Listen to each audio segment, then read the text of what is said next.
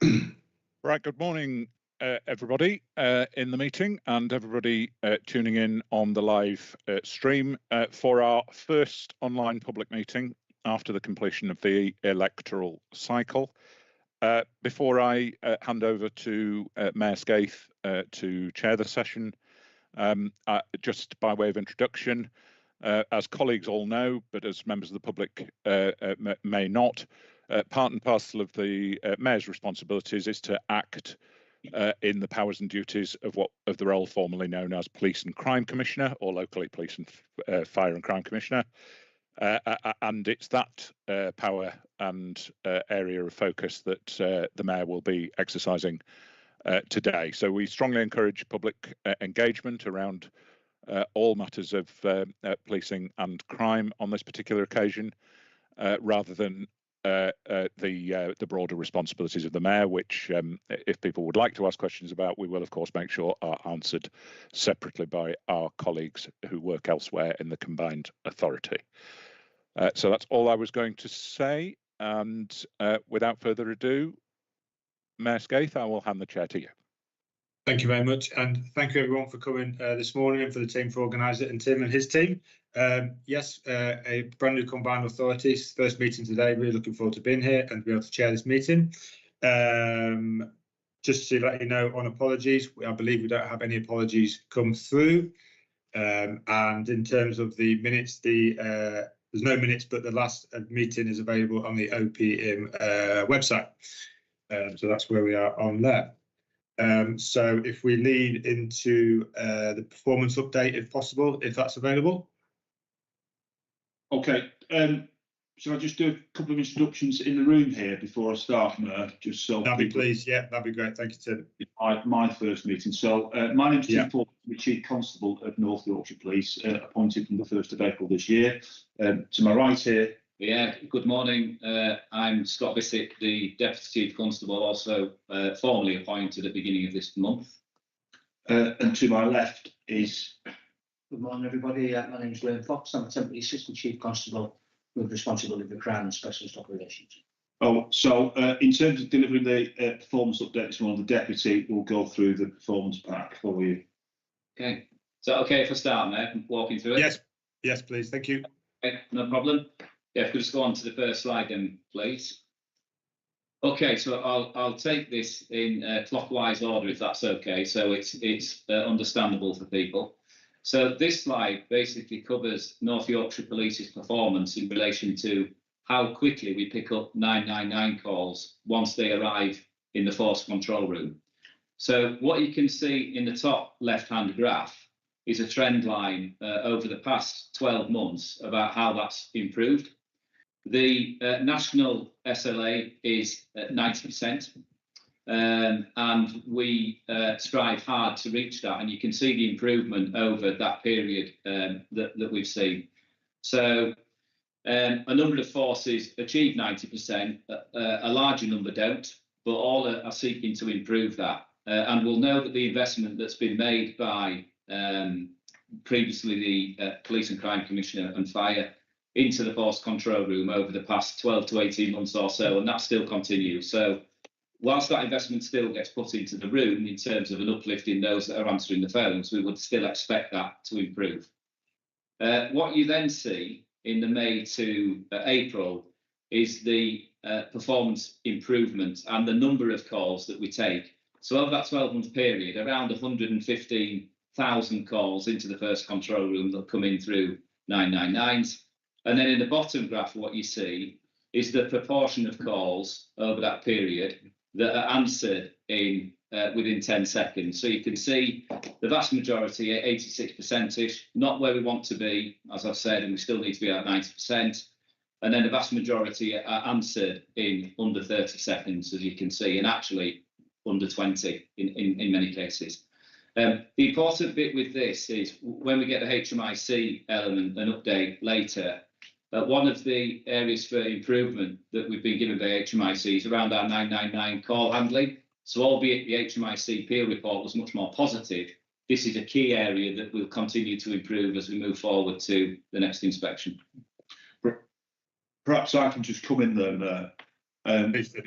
having had experience of this, both obviously in the last 7 weeks as part of North Yorkshire Police, but in previous forces that I've worked in, there are two critical elements to the control room.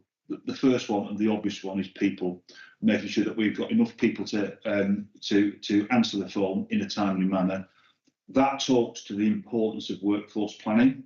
It's a huge strategic issue for the organisation to make sure that we absolutely understand our demand today, that we make proper, reasoned and reasonable assumptions about what demand might do in the future, and make sure that our people plans are in place to make sure that we recruit and retain enough people to do that.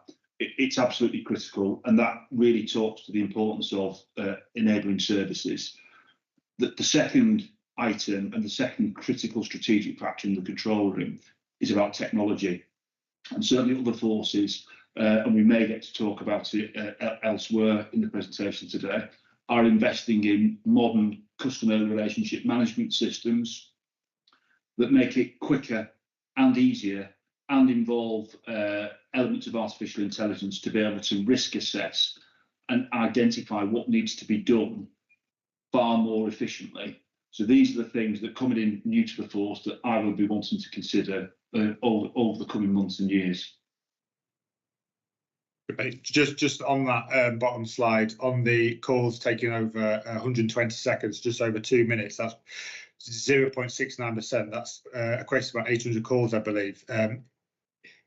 Would that figure be correct? And that does seem quite a long time on a lot of those calls. Probably not acceptable. Yeah. I think that's 2 minutes. So the majority of them are linked to a number of issues. One, so if you can imagine, I know there's a public question on a fatal road traffic accident on the A1. So if we get something like that, you will see a spike in 999 calls because members of the public are ringing. So that's kind of that happens when you get that high profile incident happening in public, and the room does have capacity. So it's not that it's dropped in that sense. It's that there is a capacity in the room, and we will take as many 999 calls and prioritise them as we can. So what the technology does in the room, if we got a glut of 999 calls like that, it will prioritise them over less non-urgent calls. So for example, things coming in on 101, it won't allow 101 calls to come in the room. It will prioritise 999. So that's one issue.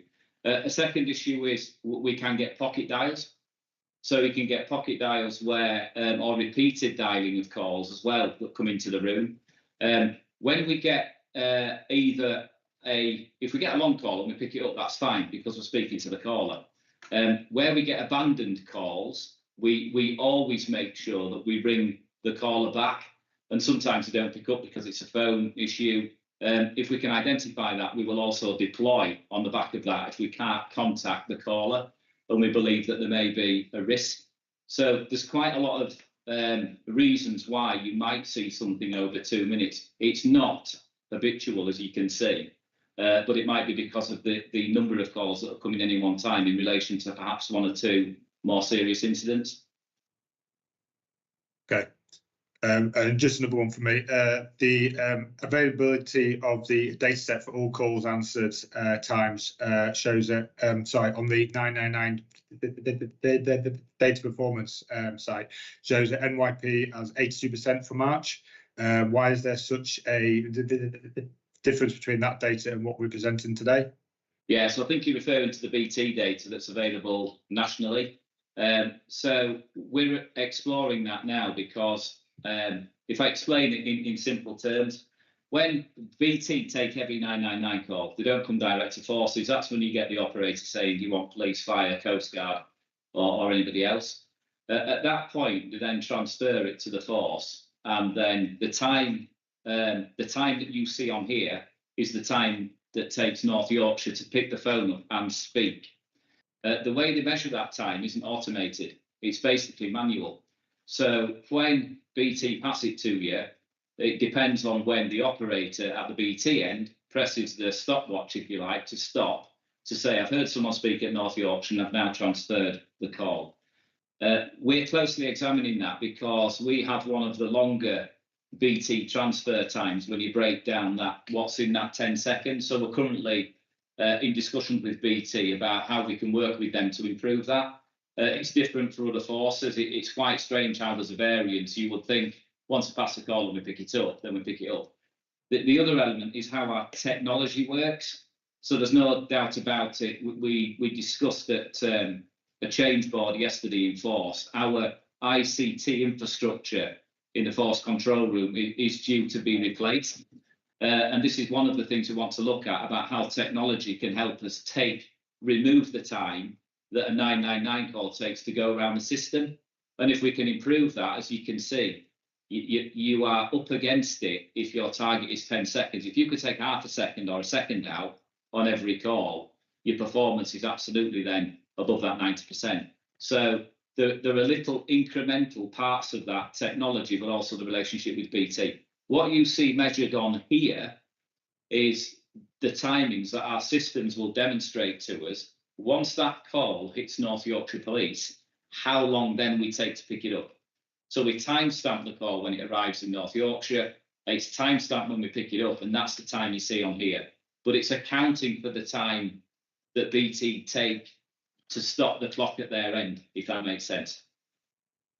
That's fine. Thank you for that. Okay. Okay, can we move on to the next slide then? Thank you. So non-emergency calls. Now, you will see a change to reporting here from previous packs, and it's important I explain why. So more recently, the National Police Chiefs Council have introduced a different methodology nationally for how we should be measuring 101 and, more broadly, non-emergency calls. So there's 8 ways in which a non-emergency call can come into North Yorkshire Police. They could either ring a front counter number, they could ring a Northallerton number, and then, of course, they could use the 101 line. So the new recommendations nationally talk about us being able to capture calls that are non-emergency more holistically, rather than just 101 that comes into the force.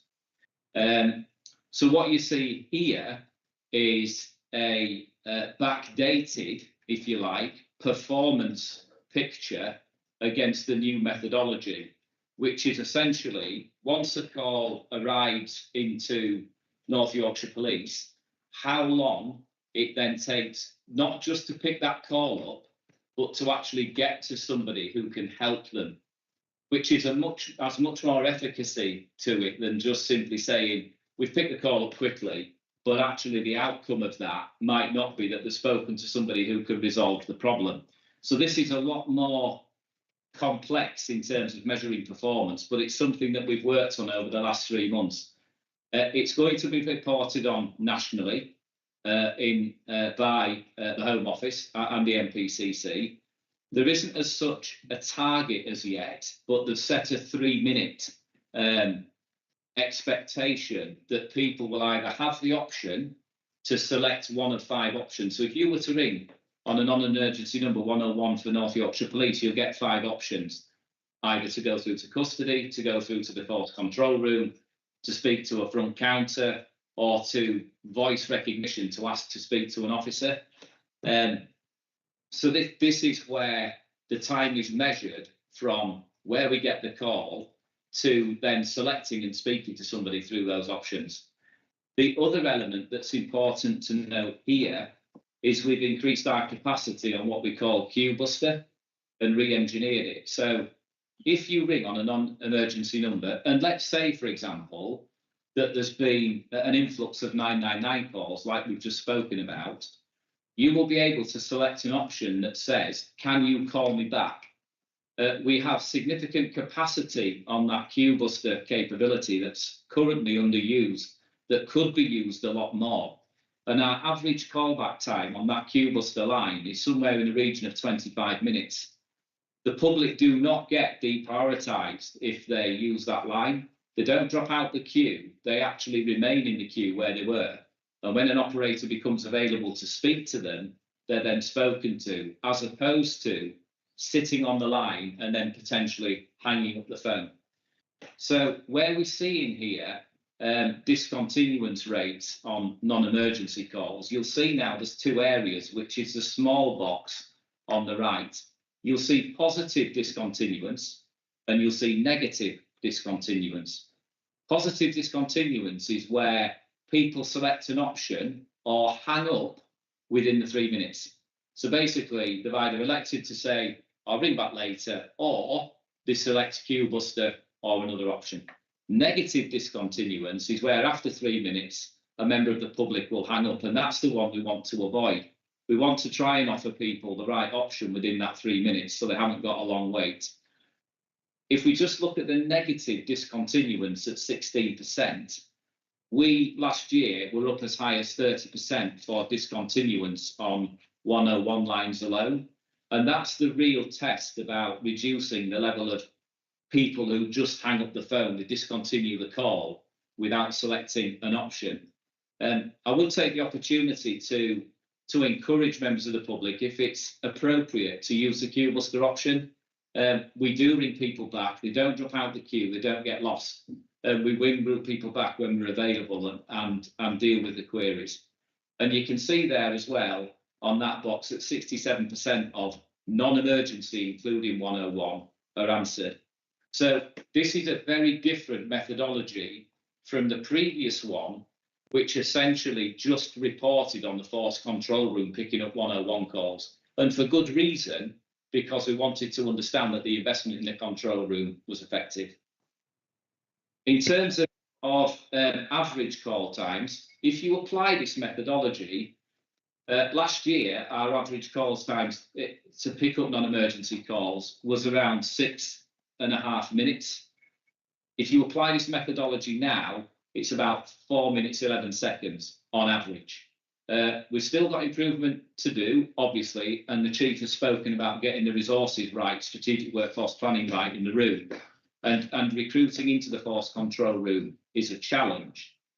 But we still focus on, but it was important that this is a change in how we describe and explain our non-emergency 101 performance. Right. And so can I just confirm what you said at the beginning? So that's why we have, because obviously we see in the bottom graph there that there are a lot of calls that are not answered for over 6 minutes. Yeah. Is that the point you raised at the beginning, and what and how can we obviously improve that and bring that down? Yeah, exactly. But I mean, so what we could do, some forces have a switchboard in place, and the switchboard will pick the phone up quickly, and you may demonstrate performance on here of, you know, we pick up a high proportion of calls in under a minute or under 2 minutes. That's not necessarily reflective of the quality of service that a member of the public is receiving. That's about how quickly you pick up the phone. That doesn't tell you, has the problem been resolved, and how quickly have they got them to somebody who can actually help and resolve the call. And the key element from HMI is your abandonment rate. So if you look at what His Majesty's Inspectorate of Constabulary are focusing on for forces, it's very much around the discontinuance rate.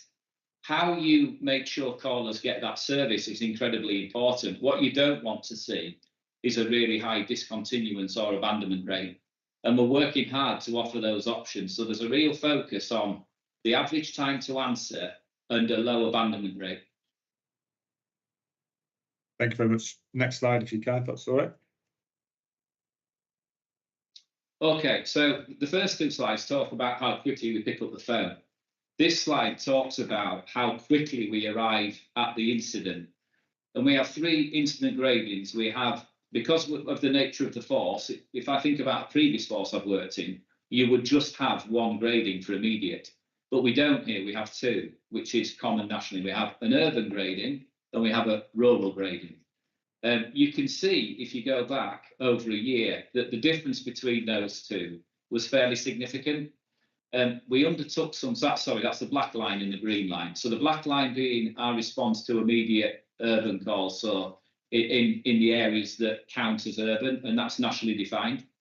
And then the green line is the immediate rural. So they're the areas that are defined as rural, in line with the national definition. We undertook some demand-based work over last summer and into the autumn. And one of the intentions of that work and objectives was to reduce the difference in response times between our urban and rural areas. and also to improve our response in rural areas to above the 80% target, which is what we want to do. So what this graph tells you is we've been fairly consistently above 80% for a year in our urban areas, the black line, but in the rural areas, you can see the improvement basically from last summer. And that work included looking at our geographic deployment sites. So, for example, we have the deployment of response officers from Settle now and from Kirby Moorside, and we're looking to make that as regular as we possibly can because we're still moving the staff around in the force. So there's a whole host of different measures that have contributed to that improving emergency performance. But I think that's a positive picture in the main for urban and rural performance, and it's above now, certainly since January for rural, it's fairly consistently above where we want to be. The red line is priority performance, and that's attendance to calls within an hour. And we've still some improvement to do on that. Although you can see there's been a steady increase over the last year or so. That's more reflective that you've got officers in the right place in the force, and we're still continuing to move our teams and post people to where our demand tells us they need to be, and we continually refresh that. So I think that slide there demonstrates our response to immediate incidents and our response to priority. I said the priority will remain a focus. The bottom boxes tell you on average how many officers will attend certain incidents, and there'll be reasons for that over the life of the incident, whether it's antisocial behaviour, crime, or public safety and welfare, which is what PSW is.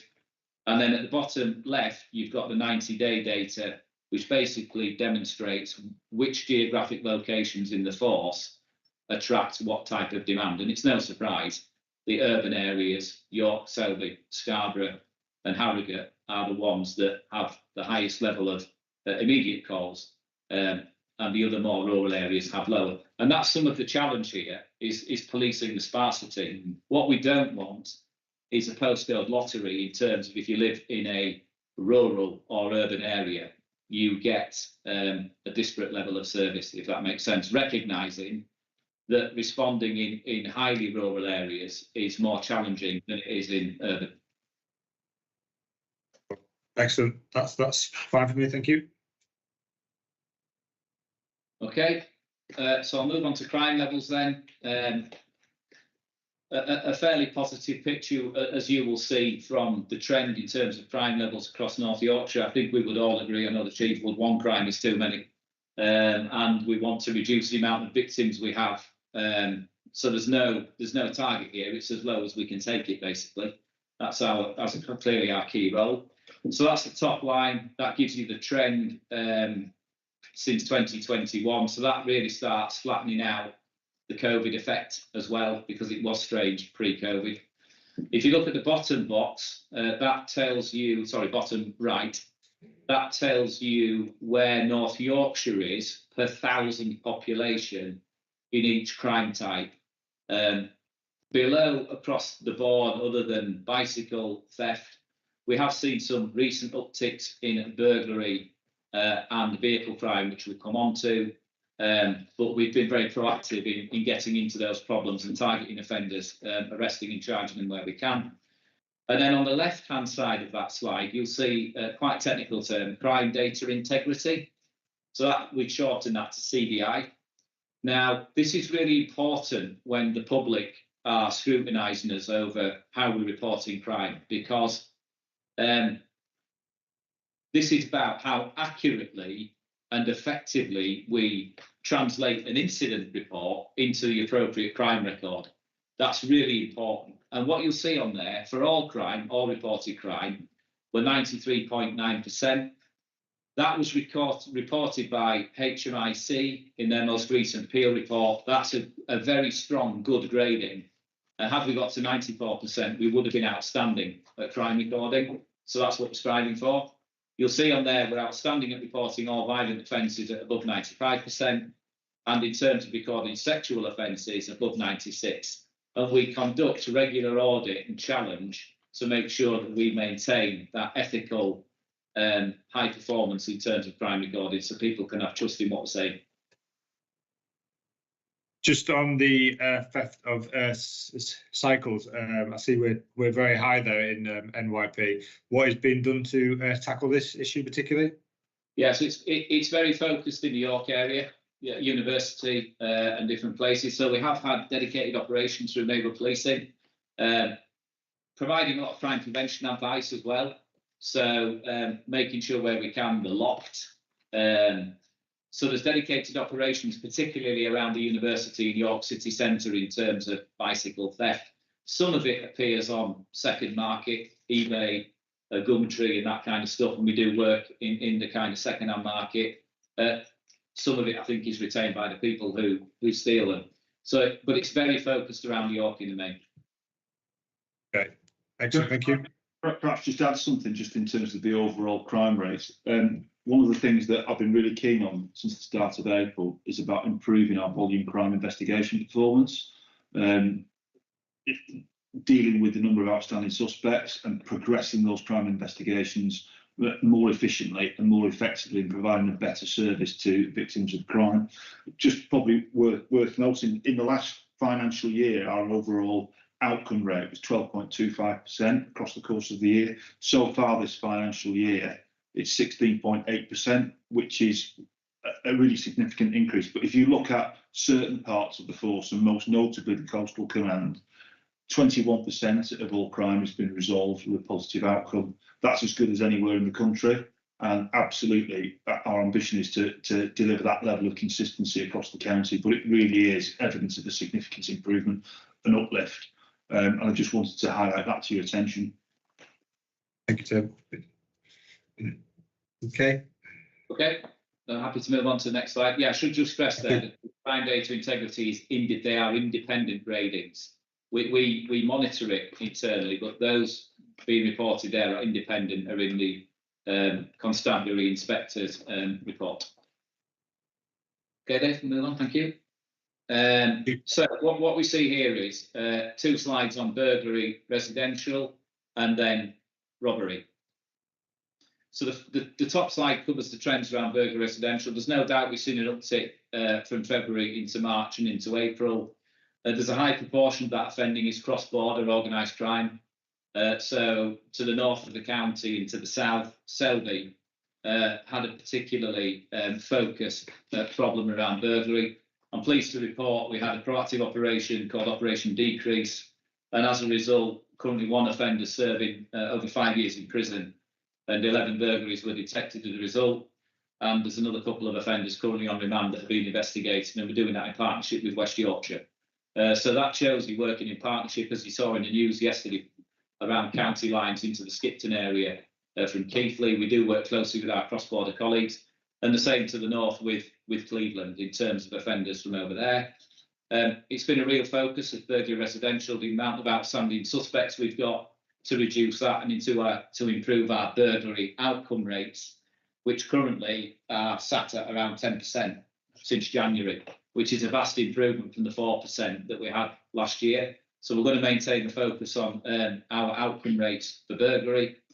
If I come to robbery, you can see there we had an uptick in February, but that's now under control in terms of our robbery performance.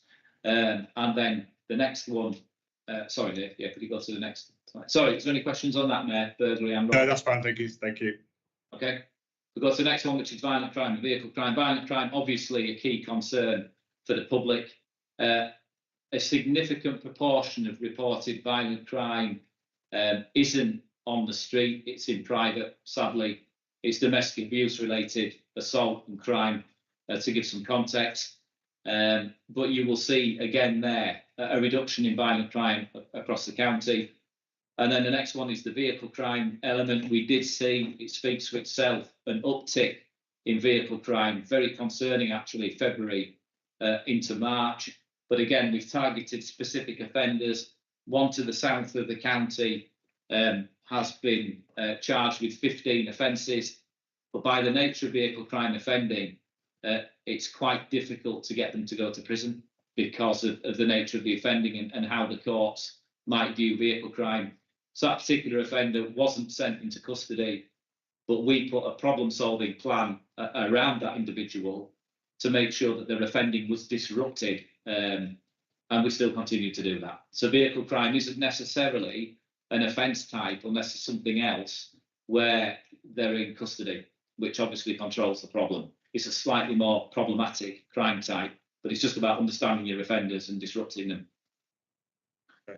I think just on those two slides, it might be helpful to see the previous OPM performance. So how we compare it to this time as well. That might be quite good in future to have, if that would be possible. Yeah, I think we could work on that. Yeah, great, thank you. Next slide, please, if possible. Yeah, so the Chief's already mentioned this, which is, you know, if we get a crime committed, we need to detect it on behalf of the victim and hold the offender to account. So prime investigative outcomes. What the top slide shows you is where we have something called the CROMU, which is the Crime Record Management Unit, which is a very technical term, but essentially what they do is they apply administrative outcomes to crimes, and until that administrative outcome is applied, and there's a complex framework for that that's derived by Home Office counting rules, until that outcome's applied, you can't show that crime as positively detected. So what that top graph shows you there is the amount of crime outcomes that were sat in a queue. So if you go back, there was over 17,000 at the beginning of last year. We've now reduced that to about 3,500 with an ambition through some productivity and efficiency work to reduce that further. Because that means we're claiming timely detections and positive outcomes for victims. And obviously it reassures the public about how we're performing. The bottom graph shows you over the last 12 months what our crime outcomes have been, and very pleasingly that is on an upward trajectory. And if I could just say 16% on average, we want to get each of the other two commands to where the coastal command are, like Chief Constable has said. If we were in that region of 20%, I think that would be some of the highest in the country. And it's important to highlight that the vast majority of those are not, for example, offences which are taken into consideration. These are what we would call primary detections. That's a charge or an out of court outcome appropriately. So these are primary detections. So if we wanted to move that beyond the 20%, which is a fifth of all crime, then we need to exploit the opportunities for example, taken into consideration offences. But the important bit is we need to get a really solid performance around our primary detection rate. Excellent. Thank you very much for that one. That looks great work on that. Well done. The national average is about 11% currently. Great stuff. Okay. Yeah, next up, thank you. Yeah, okay. So the next slide is one that focuses on stop and search. You'll appreciate a lot of public interest in stop and search, a very, very valuable tool for policing to use in the right circumstances where those ground exists to search somebody for stolen property or items which they might be using to steal, break into a house or a car or weapons. So an incredibly powerful tool. I think the Chief and I are of the view we can do more. Definitely. Around proactive policing, because it's a really focused tool, but you have to provide the right intelligence and information to make sure we're legitimate in our use of stop and search. But I think we can use more if we reflect back on the burglary and vehicle crime problem, is to look at how we can increase our proactivity in that area. But what this slide talks to is basically the number of searches that are conducted by ethnicity. And what we do is compare that to the population makeup of the county, because what that might start describing is our disproportionate use of stop search. I don't believe we're disproportionate in our use of stop search. We have had certain areas previously where we've shown a higher proportion of stop searching people from ethnic minority communities. We've done an awful lot of work to understand that properly and to test our approach. What you'll see on the bottom graph, the bar chart, is by age. And I'm expecting a question, but I don't know if it'll come, about why do we search somebody under 10 years old? That did take place. That's not an error. It was in August of last year, and it was because we had a report the individual had a knife. So whether they're a child, that's more about their safety and others than it is about either an admin error or North Yorkshire Police are habitually searching children. And in 11 to 15, very similar, where the grounds exist. We have a lot of scrutiny around stop search independently. It goes to our strategic independent advisory group, and we also have a stop search scrutiny group that tests these. And the key with this is that officers accurate recording the grounds for why we stop search, and us testing those to make sure that they're proportionate. Yeah, that was my one concern on this, was we do seem to be searching a lot of children, and how are we safeguarding such young children? Yeah, we have an awful lot of training around it. Stop searches are conducted on body-worn video. So you'll have body-worn video as some level of independent assurance about what the officers are doing. We've heard the horror stories, haven't we, nationally, about officers searching young people. We have a very robust approach to this, and we do test the grounds, and we expect it to be on body-worn video. But there are times when we will need to do it because it's appropriate, and it in safeguarding young people, it might well be that we've got information that they might have something with them that could cause harm to them or others. Thank you for that. The next one, this data hasn't been refreshed for a while, but it's still worth just touching on. It hasn't been refreshed since June of last year due to low participant volumes, but this is essentially the public confidence element of the crime survey of England and Wales. So these surveys are sent out by central government.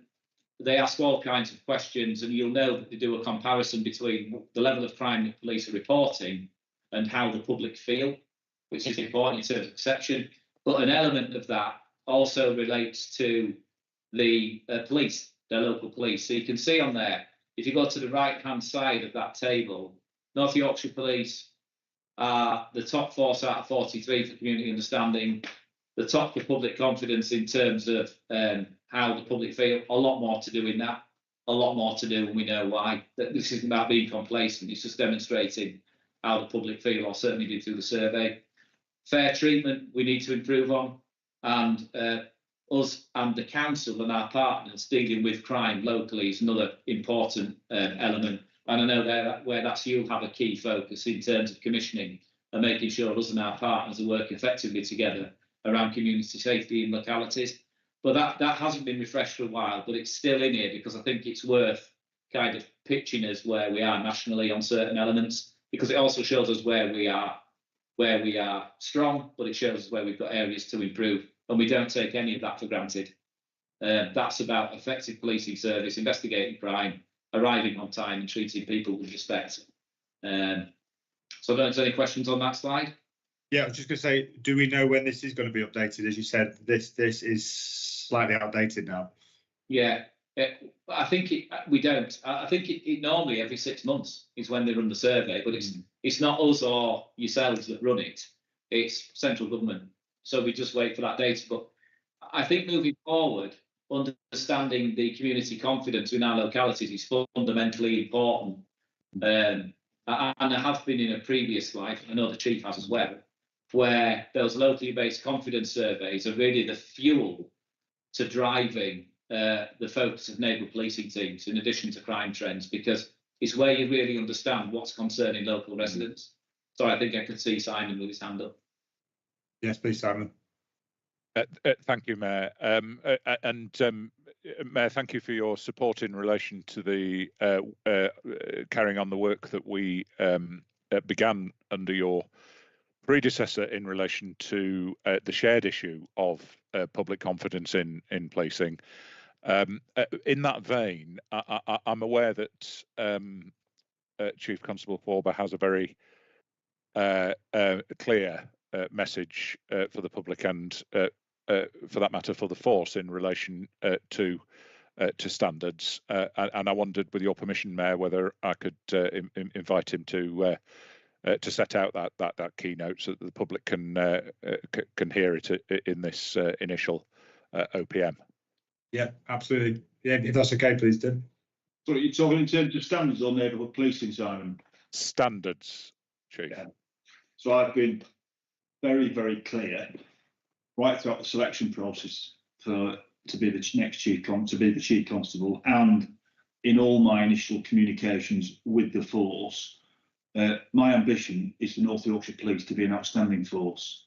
That is beyond the force that just does the basics consistently all of the time. That's the hallmark of a good force. An outstanding force is one that puts communities absolutely at the heart of what we do. It puts preventative policing at the forefront of our delivery, and it prioritises early intervention.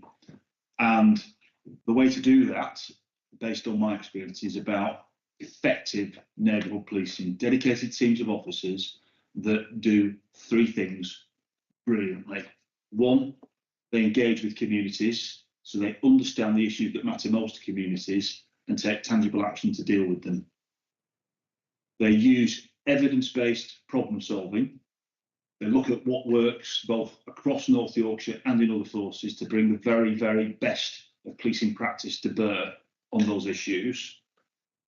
And they do that not to communities, they do it with communities.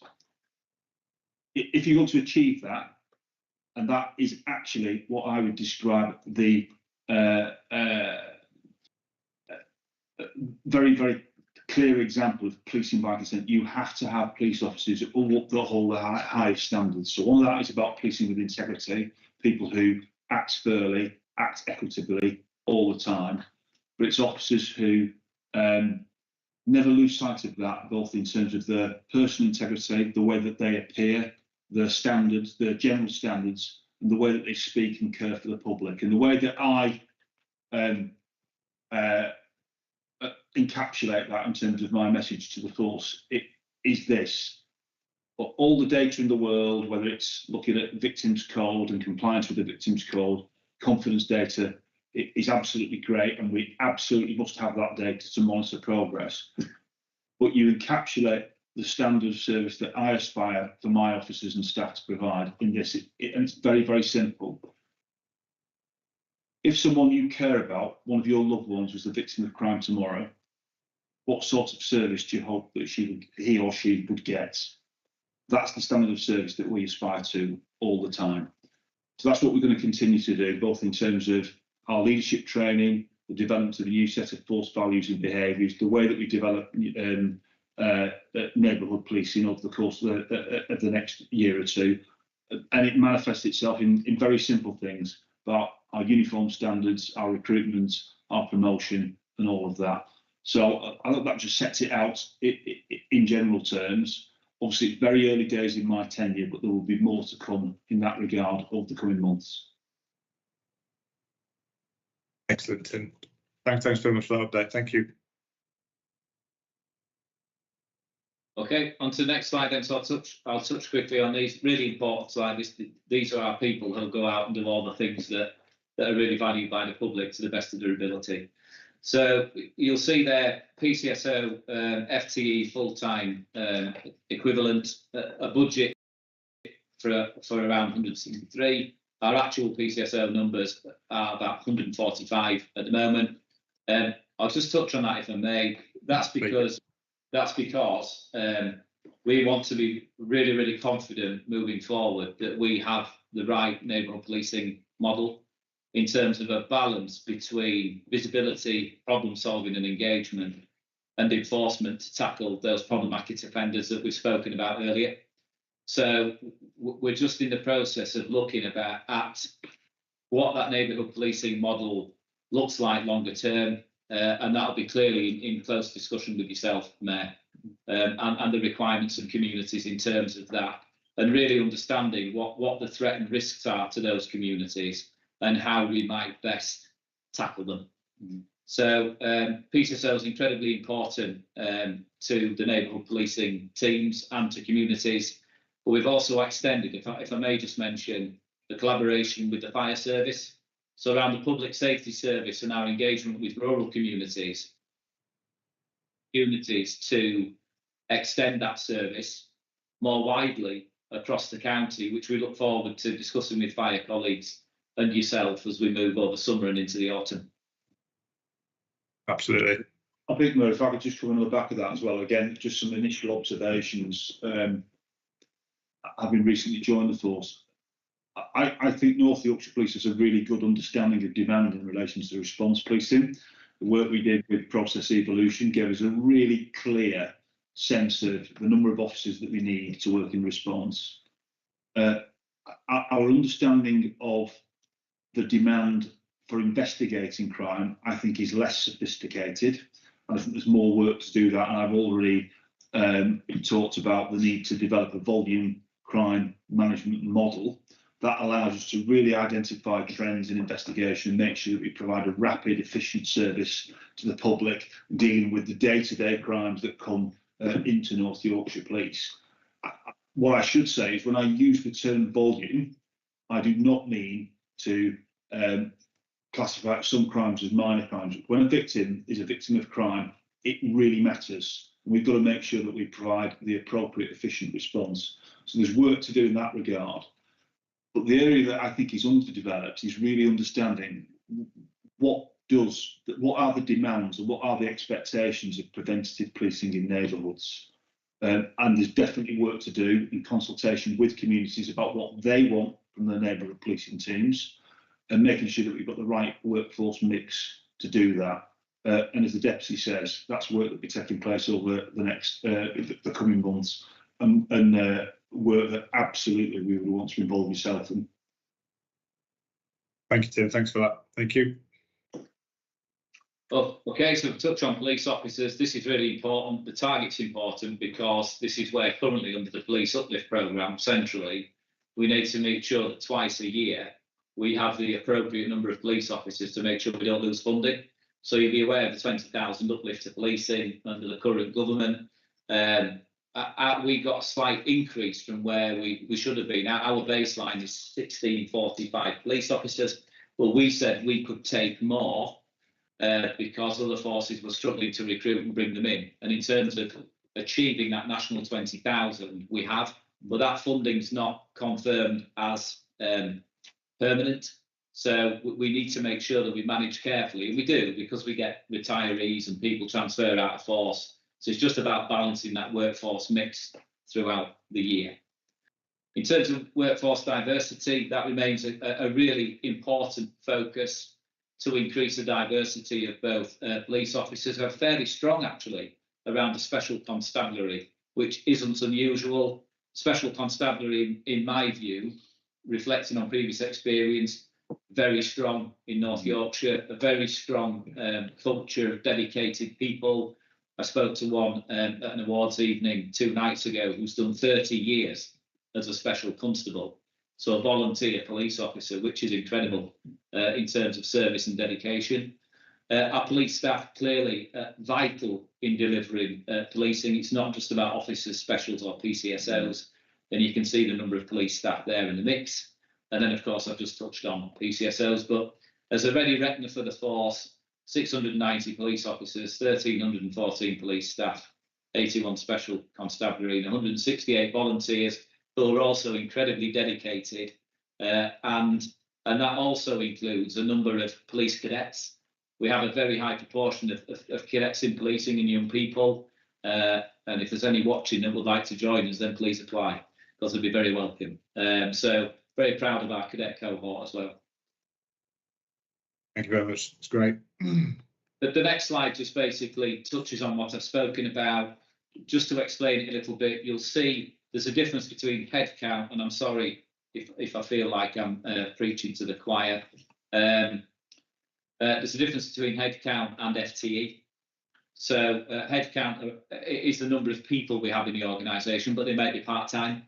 FTE, the full-time equivalent, and that's how we look at our police uplift numbers. So you can see from the green line, we'll have more headcount for that reason, part-time, than we will FTE. So I didn't want to confuse people with that. But you can also see how tightly we map our actual FTE against what's required to make sure we don't lose that funding from central government. But we have workforce plans throughout the year. We have a programme of recruitment into the force on different programmes, whether it be direct entry detective or whether it be on the degree apprenticeship, or now on the police constable entry programme, where you don't do a degree when you're here. It's like going back to one of the old entry routes. we have a blend to make sure we can attract people from diverse communities, depending on how they want to come into the service. Thank you very much. That's good. Thank you. No questions from me. Thank you.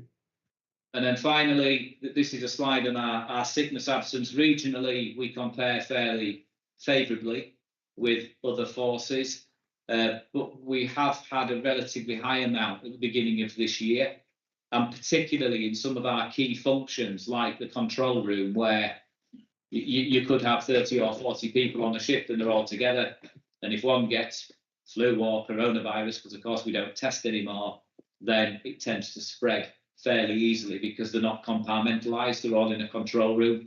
That's been a concern recently that we've got a very close eye on. You can see the level of psychological sickness there.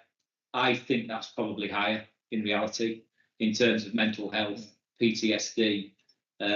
Police officers haven't always been the best at sticking the hand up around that and saying, I need help. We do provide an awful lot through our occupational health unit now, and we encourage people to seek help and identify particularly those high profile roles, child abuse, roads policing, and other very high profile roles that deal with a lot of trauma regularly, where they go through an annual review in terms of risk to identify that. But that lays out really the sickness position for the force. Do we have comparative figures to other police forces in the country and how we compare as NYP? Yeah, so it's not on here, it's normally on here actually. We do the regional forces, so we'll make sure that's on for next time. But up until this one, and I won't say we still do because I haven't got the data on this specific month, but we did comparably favour fairly strongly in terms of levels in other organisations. Thank you. And that's the end of the performance section. The only other question, sorry, I have on that is I believe there's normally a slide relating to mental health, but that wasn't on this time. Do we have reassurance that we'll have that as the next OPM? Sorry. Yeah, so that's normally a slide that describes the use of our 136 detention power. So that's where you've got a member of the public who looks to be at risk of immediate harm. We can exercise our Section 136 of the Mental Health Act to make sure they're taken to a place of safety.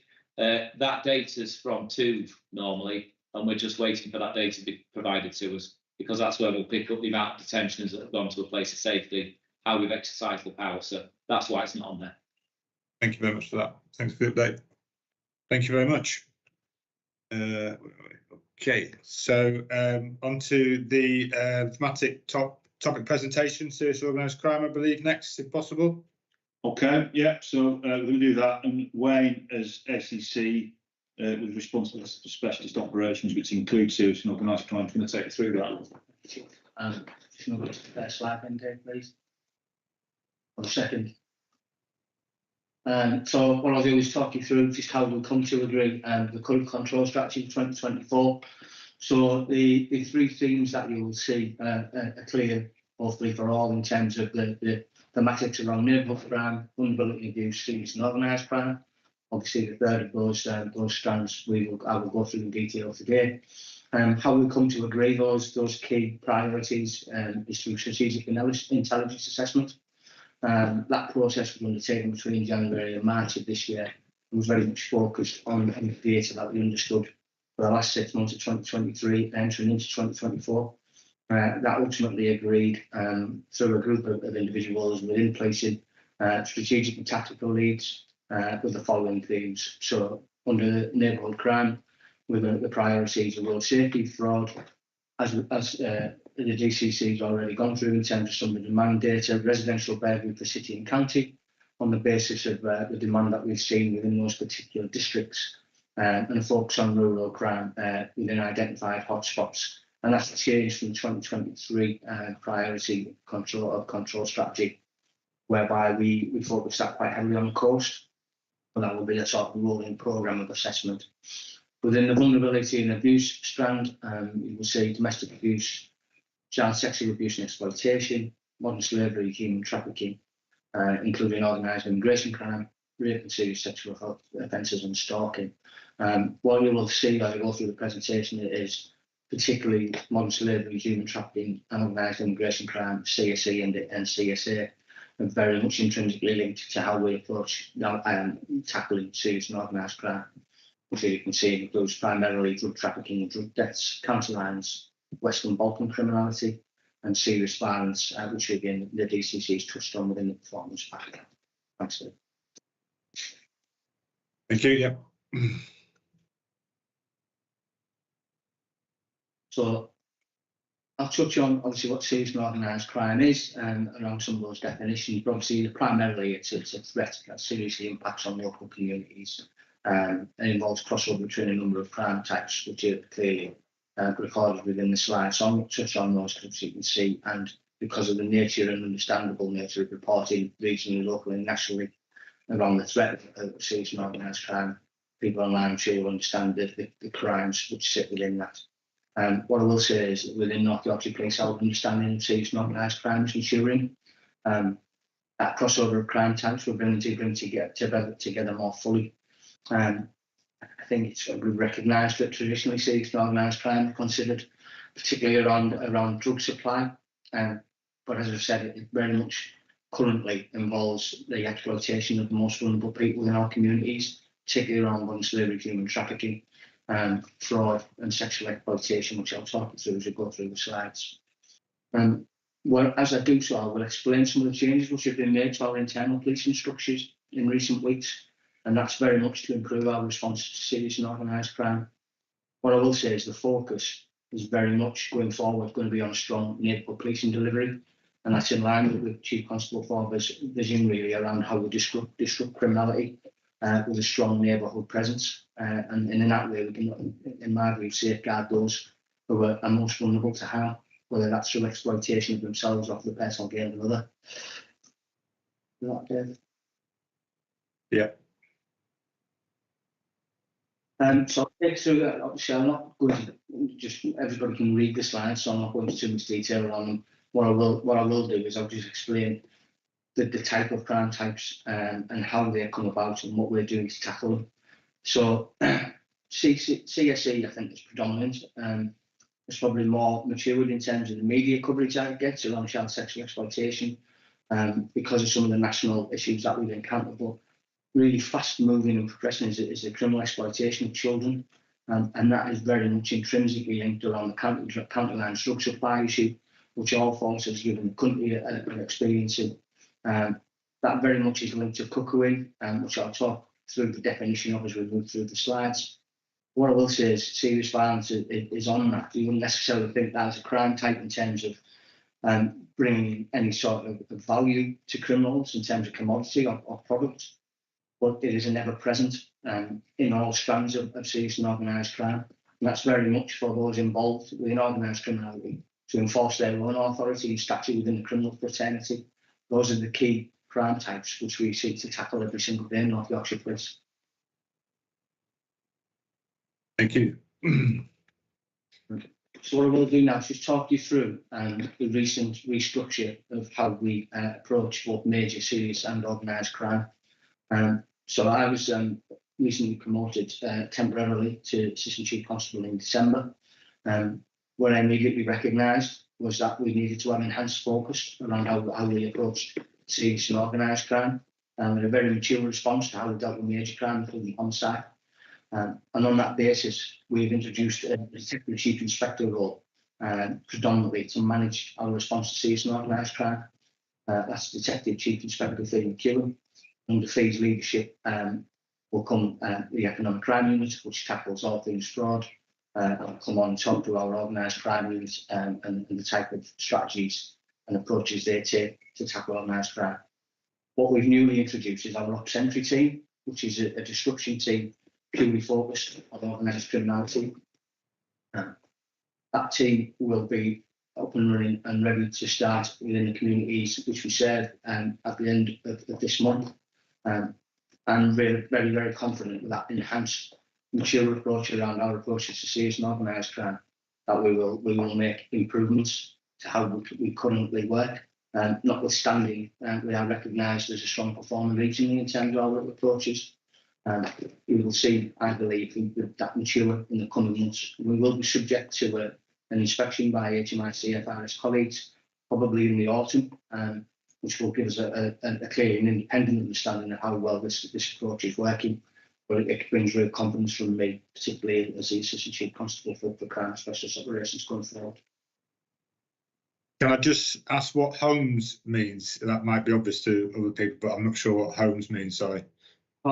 Apologies, Mayor. So that side of the house is very much major crime driven. It's the system that we use to manage serious and complex investigation of homicide and major crime. It developed after the Yorkshire Ripper investigation in the end of the 1970s and 1980s, and the way that the card system for managing large inquiries failed, and the development of that computer system started on the back of that to where it is today, which is a very sophisticated computer system that's used for conducting major inquiries. Excellent. Simon, would you like to come in? Yes, could I take a slight risk here and see if I can articulate what it stands for, and then Chief Officer colleagues can tell me whether I've got it right. I think it stands for Home Office Large and Major Inquiry System. I think that's what it stands for. Very good.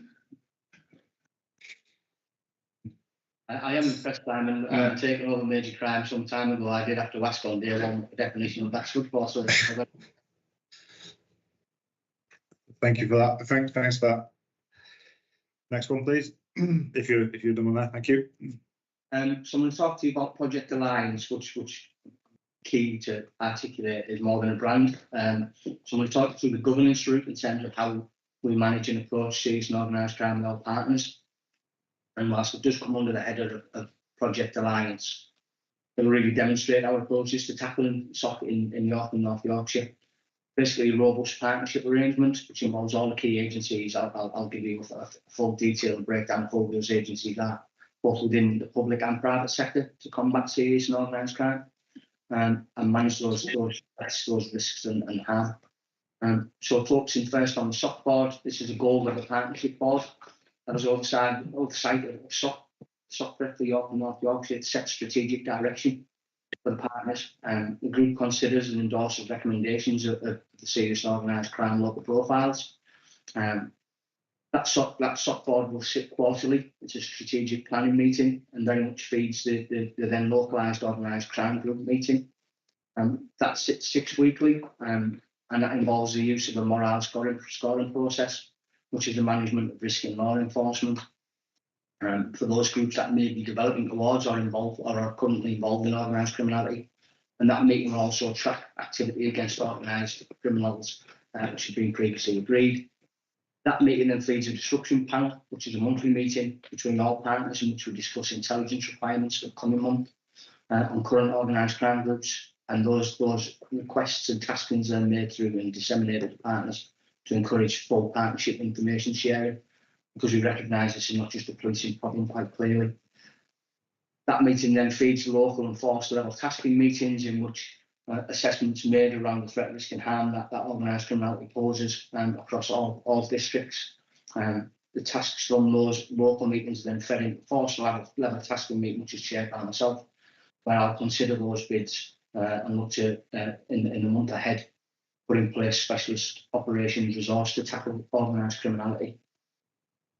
And the key agencies involved within the Alliance approach are our community safety hubs, local council, Home Office, the GAIN network, and North Yorkshire Fire and Rescue colleagues, training standards, housing, immigration, including North Yorkshire Safeguarding Children's Partnership Board, and a host of other third sector agencies.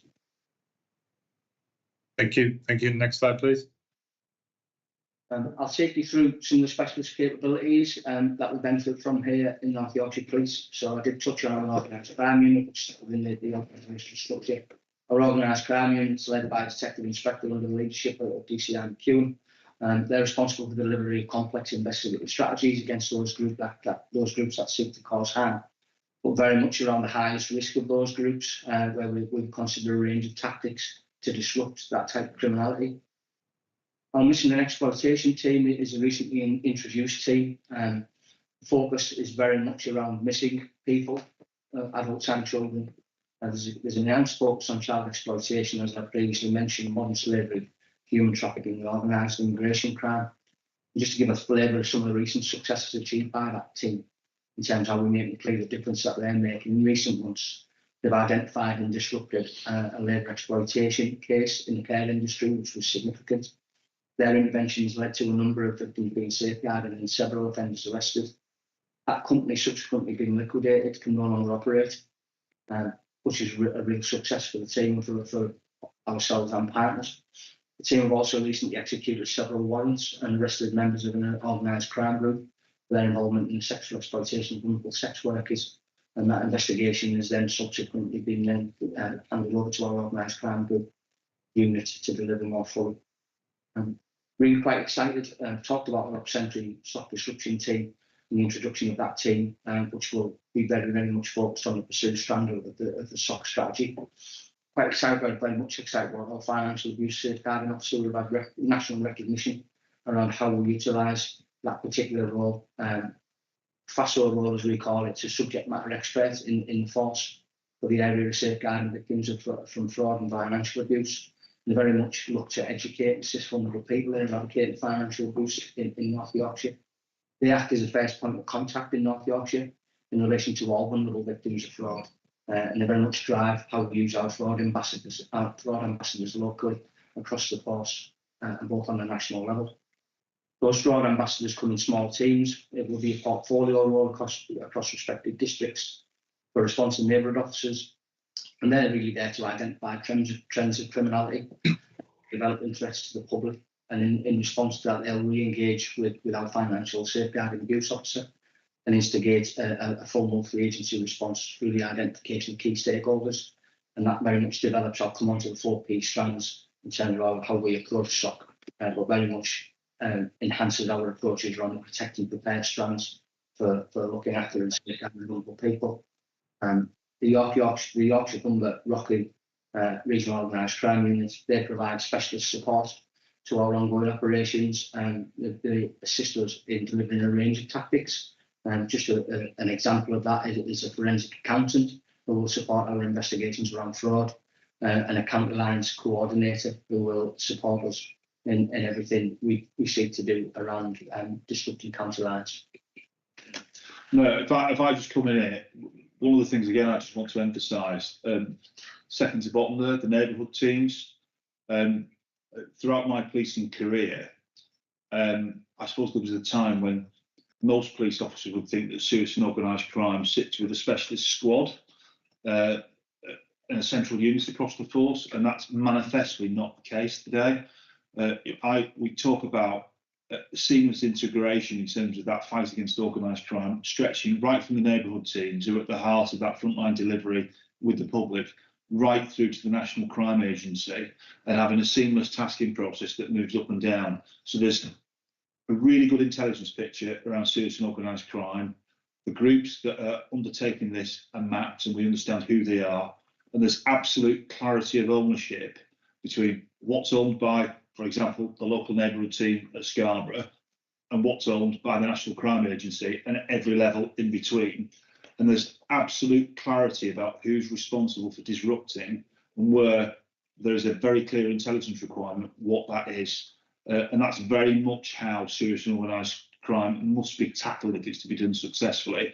And I think that the footprint that we've got here in North Yorkshire Police is really strong, but certainly as we continue to build our neighbourhood policing capacity and capability, we intend to build on that. Thank you, Tim. Thanks for that. Just following on from Thank you. Changes to the structure, and that's very much around bringing forward our plans around neighbourhood inspectors being lead responsible officers. We've introduced within the refreshed structure a serious and organised crime tactical advisors who will very much act as a point of contact for the neighbourhood inspectors, because it's very much around, as I said, when we talked about the importance of neighbourhood within the structure, those low level disruptions. Because if we tackle it at that stage, I'll take you through on the next slide around how our mapping processes and grading of those. Early disruption is equally as important as some of the higher and disruptions that you see that lead to significant sentences for organised criminals, which the public rightly expect to see. What we maybe don't see as much is those low-level disruptions that have really tackled that at an early stage. Next slide, please.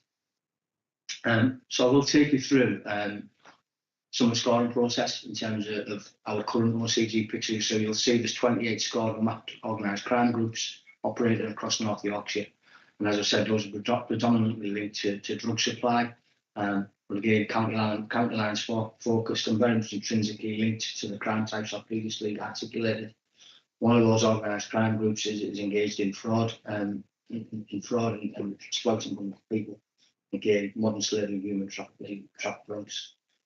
DCC visits talked around our responses to burglary. One of the organised crime groups is one of those groups that were referred to previously around the cross-border criminality we were experiencing. I think what's positive to identify is that 19 organised crime groups were dismantled in the last year by North Yorkshire. We've got to see the things within those groups that were dismantled. Just around the scoring process and how we assess those groups. Again, it's down to the use of the morale tool, which is a tool to enable law enforcement agencies to understand strategic risk. And that ultimately feeds our strategic risk assessment process and in turn the tactical approach that we then adopt. I'm not going into too much detail around the scoring and grading mechanism. I don't think that's important for this forum, unless anybody has any questions around that.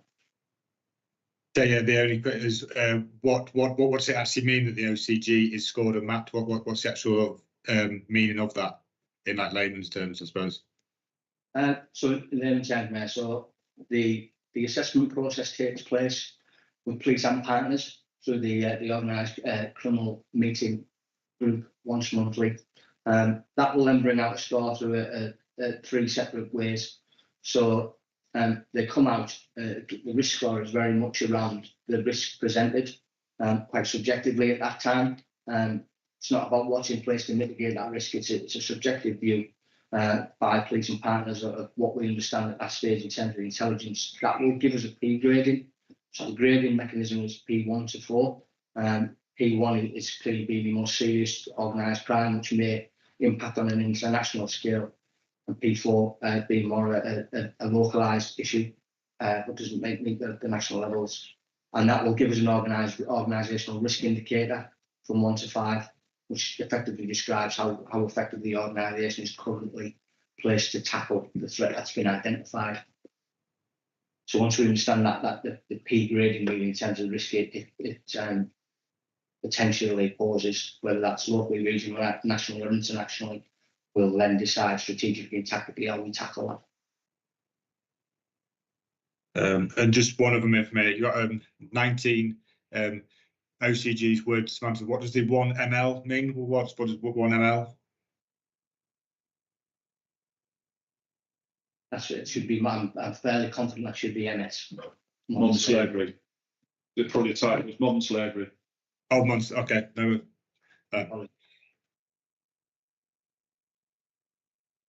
And so the national SOC strategy very much mirrored the counter-terrorism strategy, because we've seen the benefits in terms of approach of how we tackled terrorism through the contest strategy. It's very much driven around 4 Ps. So pursue, prevent, protect and prepare. I'll come on to the next slide in terms of how we recognise and record our disruptions. North Yorkshire Police are currently rolling out a system called APNIS, which is the Agency Partner Management Information System. And that effectively will record our disruptions and monitor performance. That's going to be really important to take us forward. We are one of several forces that are utilising that system and benefit from National Home Office funding. Because ultimately, any one of those 4 Ps could lead to an effective disruption of organised criminality. And I always come back to, and it's probably the fault of media and television that the public only expect to see, doors being taken off hinges, etc. It's much more important on the safeguarding for individuals. So if we can go on to the next slide, I'll take you through our disruptions, the data that presents, and how we're going to improve that going forward.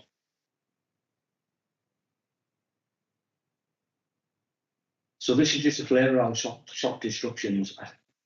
What's really key to say is that the disruption activity that's represented here with partners is likely to be much higher in reality because of the ineffective processes that we previously utilised in terms of how we record those disruptions. The introduction of that pattern system will give us a real enhanced and better understanding of where we're making a difference. I can go through some of the numbers, but again, this is very much just without going over the ground covered. This is very much around when you look at the disruption type, those high numbers of warrants executed and searches, that is very much linked to your lead responsible officer at district levels and neighbourhood inspector driving that activity. You'll see there's 257 disruptions which are recorded throughout 23 and 24. The majority of those, as I say, coming back are minor. That is back to that neighbourhood policing having an effective grip and understanding of who your organised criminals are. Gun seized, thankfully, it says on there, I can't see that this is where it comes back to our maybe ineffective recording. It says gun seized, can't see any data within that, but what I will do is come to a case study which will explain where we have recovered firearms. You'll see 111 adults safeguarded, 23 children safeguarded, and that ATMIS activity records already start to pay dividends in terms of our understanding. Hopefully, the demonstration around the number of warrants executed at 132 and explicitly 52 years worth of sentences of serious organised criminals now being imprisoned, hopefully just paints the picture how seriously we take organised criminality and seek to tackle it.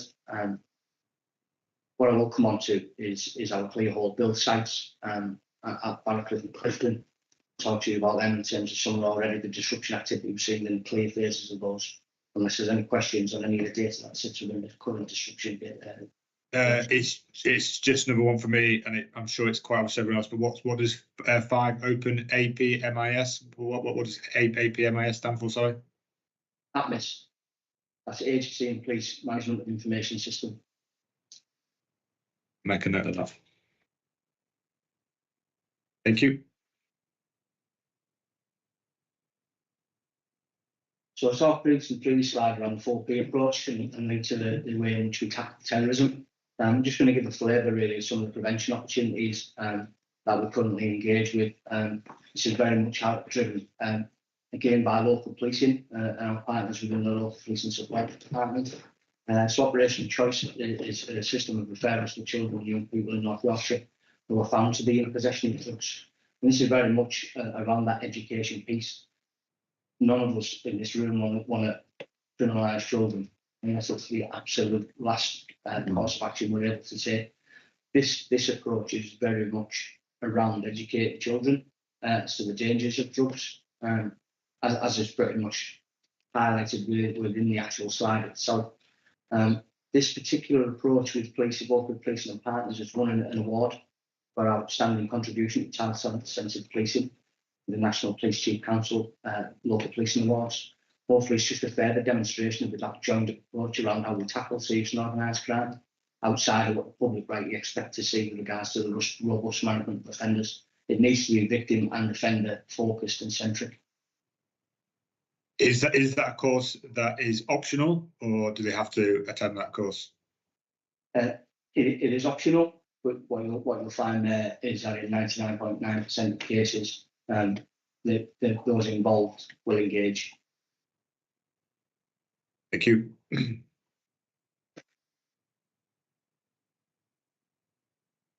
So Optivan talked around serious violence. This is to my mind, been integral in how we've reduced our serious violence and homicide rates. Not to focus on the negative, but in 2022, North Yorkshire Police was identified as an outlier for homicide as we came out of the effects of COVID. We really had to react and respond to that in terms of how we look to mitigate the threat of serious violence. And this was very much geared towards children and young people who were causing each other harm, which I'm sure you've seen national intended exposure that's brought. This is an intervention for under 18s who were suspected and are known to carry knives. And again, it's very much around early intervention and prevention. It may be a single strand of intelligence which suggests that a child may be in possession or is thinking about carrying a knife. And what our teams will do is engage them really early and discuss with them the dangers of knife carrying and really just try to prevent them engaging in that type of behaviour and signpost them to areas that obviously will have a greater positive effect on them. And again, just as the previous slide question, is that an optional course as well, or? This is the early intervention piece, really, Mayor. This is, as I said, it's more around single strand intelligence. So where we're in possession of information which may suggest a child may be moving towards carrying a knife or has a particular interest in knife carrying, we'll engage with them really early. We'll interview them with parents in education settings and really go through the dangers. Yep.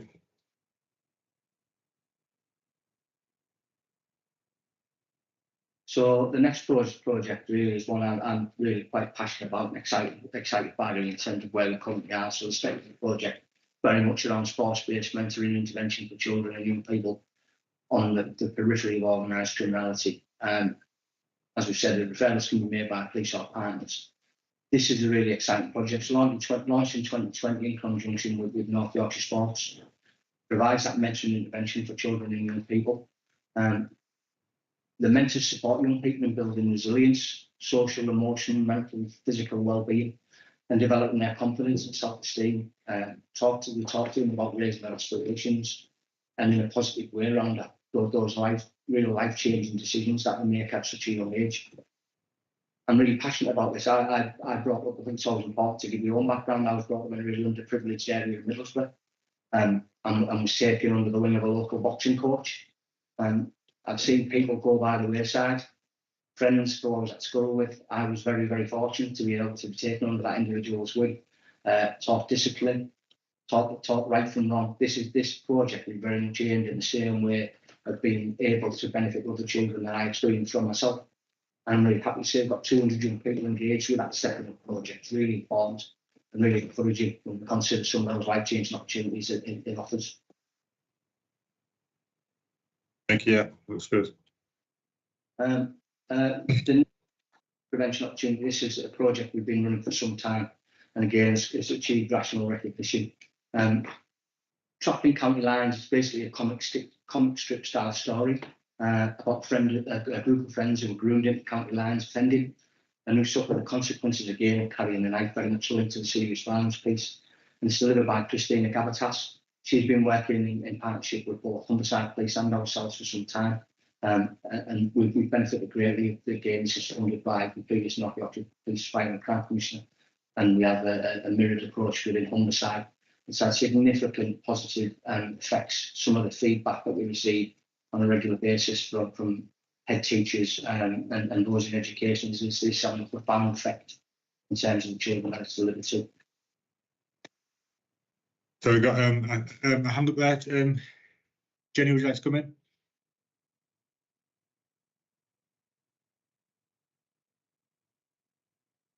Sorry, you just on mute, sorry. I am on mute, apologies. I was just going to say, and Wayne did just mention that both Stepping Up and the Trapped in County Lines work is supported by your Community Fund and Community Safety Services and Serious Violence Fund, David, so it's just worth mentioning. Thank you. No, absolutely, really beneficial projects that we've done within serious violence youth delivery. Again, on some of the grant funding, some of the teams that are being funded and delivered, very, very exciting.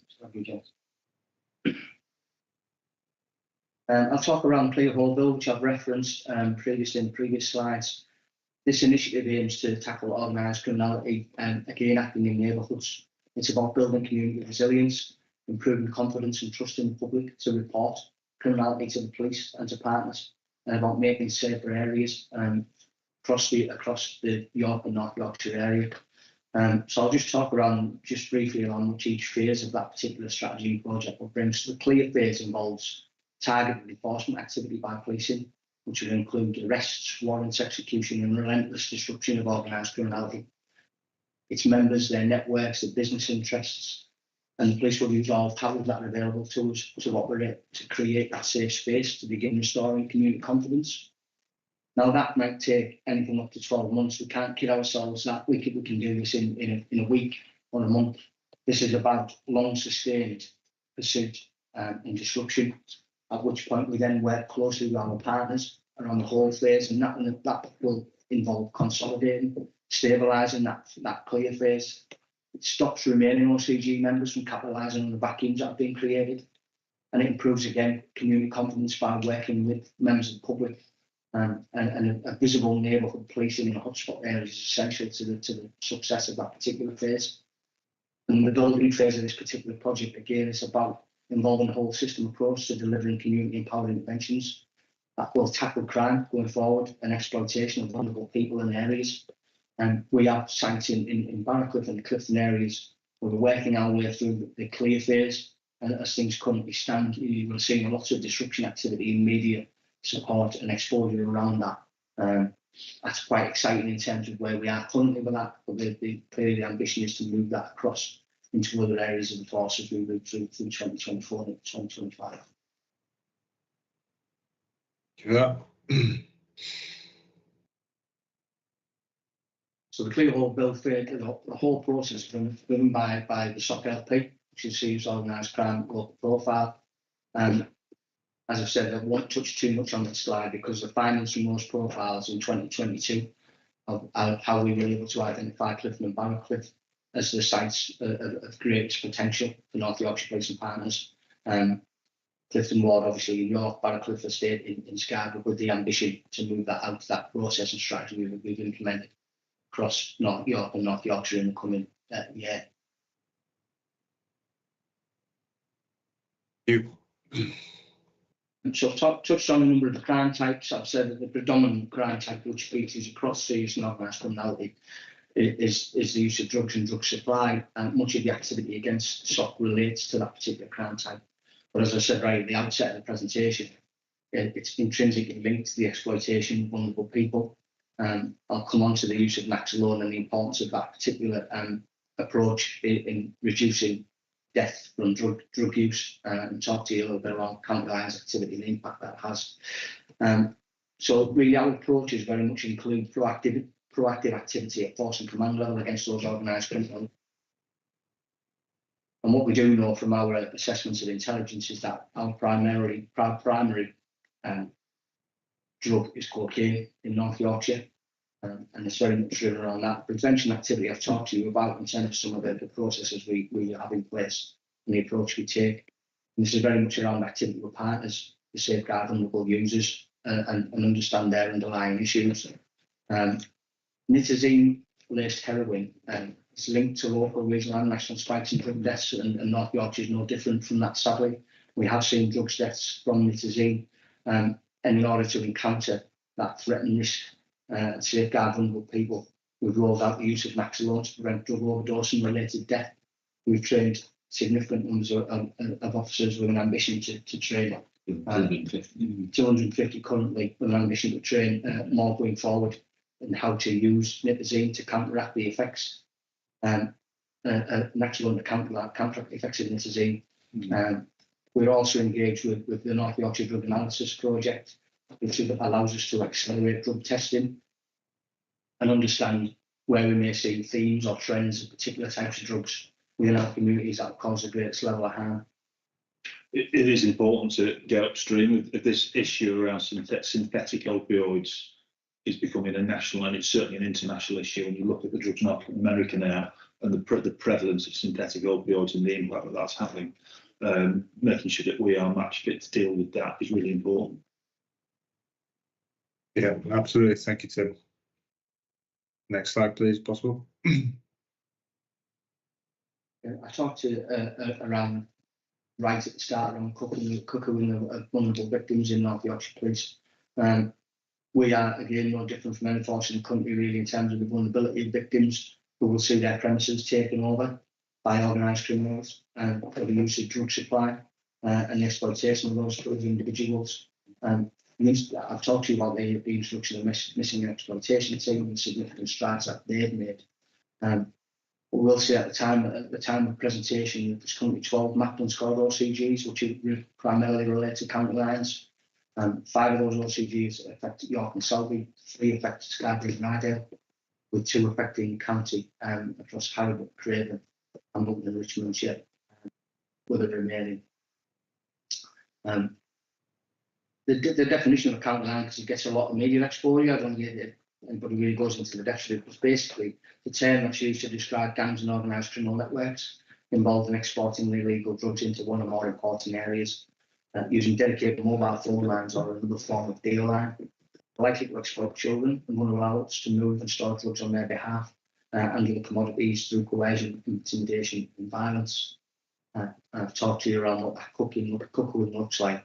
We work very closely with our partner agencies to exchange information in relation to coupling victims and locations, and that really drives the work that the missing exploitation team do around safeguarding those individuals, engaging with them early to talk to them about the dangers of engaging with criminality, and seeing some real benefits from that. Thank you very much for that.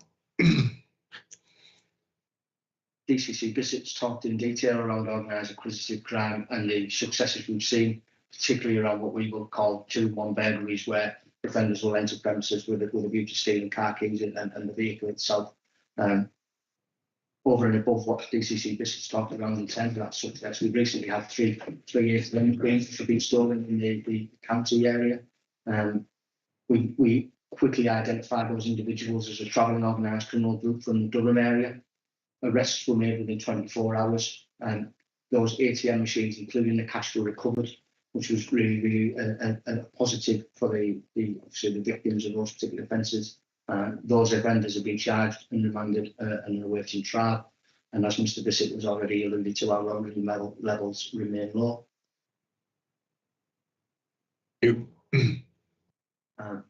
Moving on to modern slavery, human trafficking, and organised immigration crime. So there's been a significant increase in national referral mechanism submissions for people identified as being potential victims.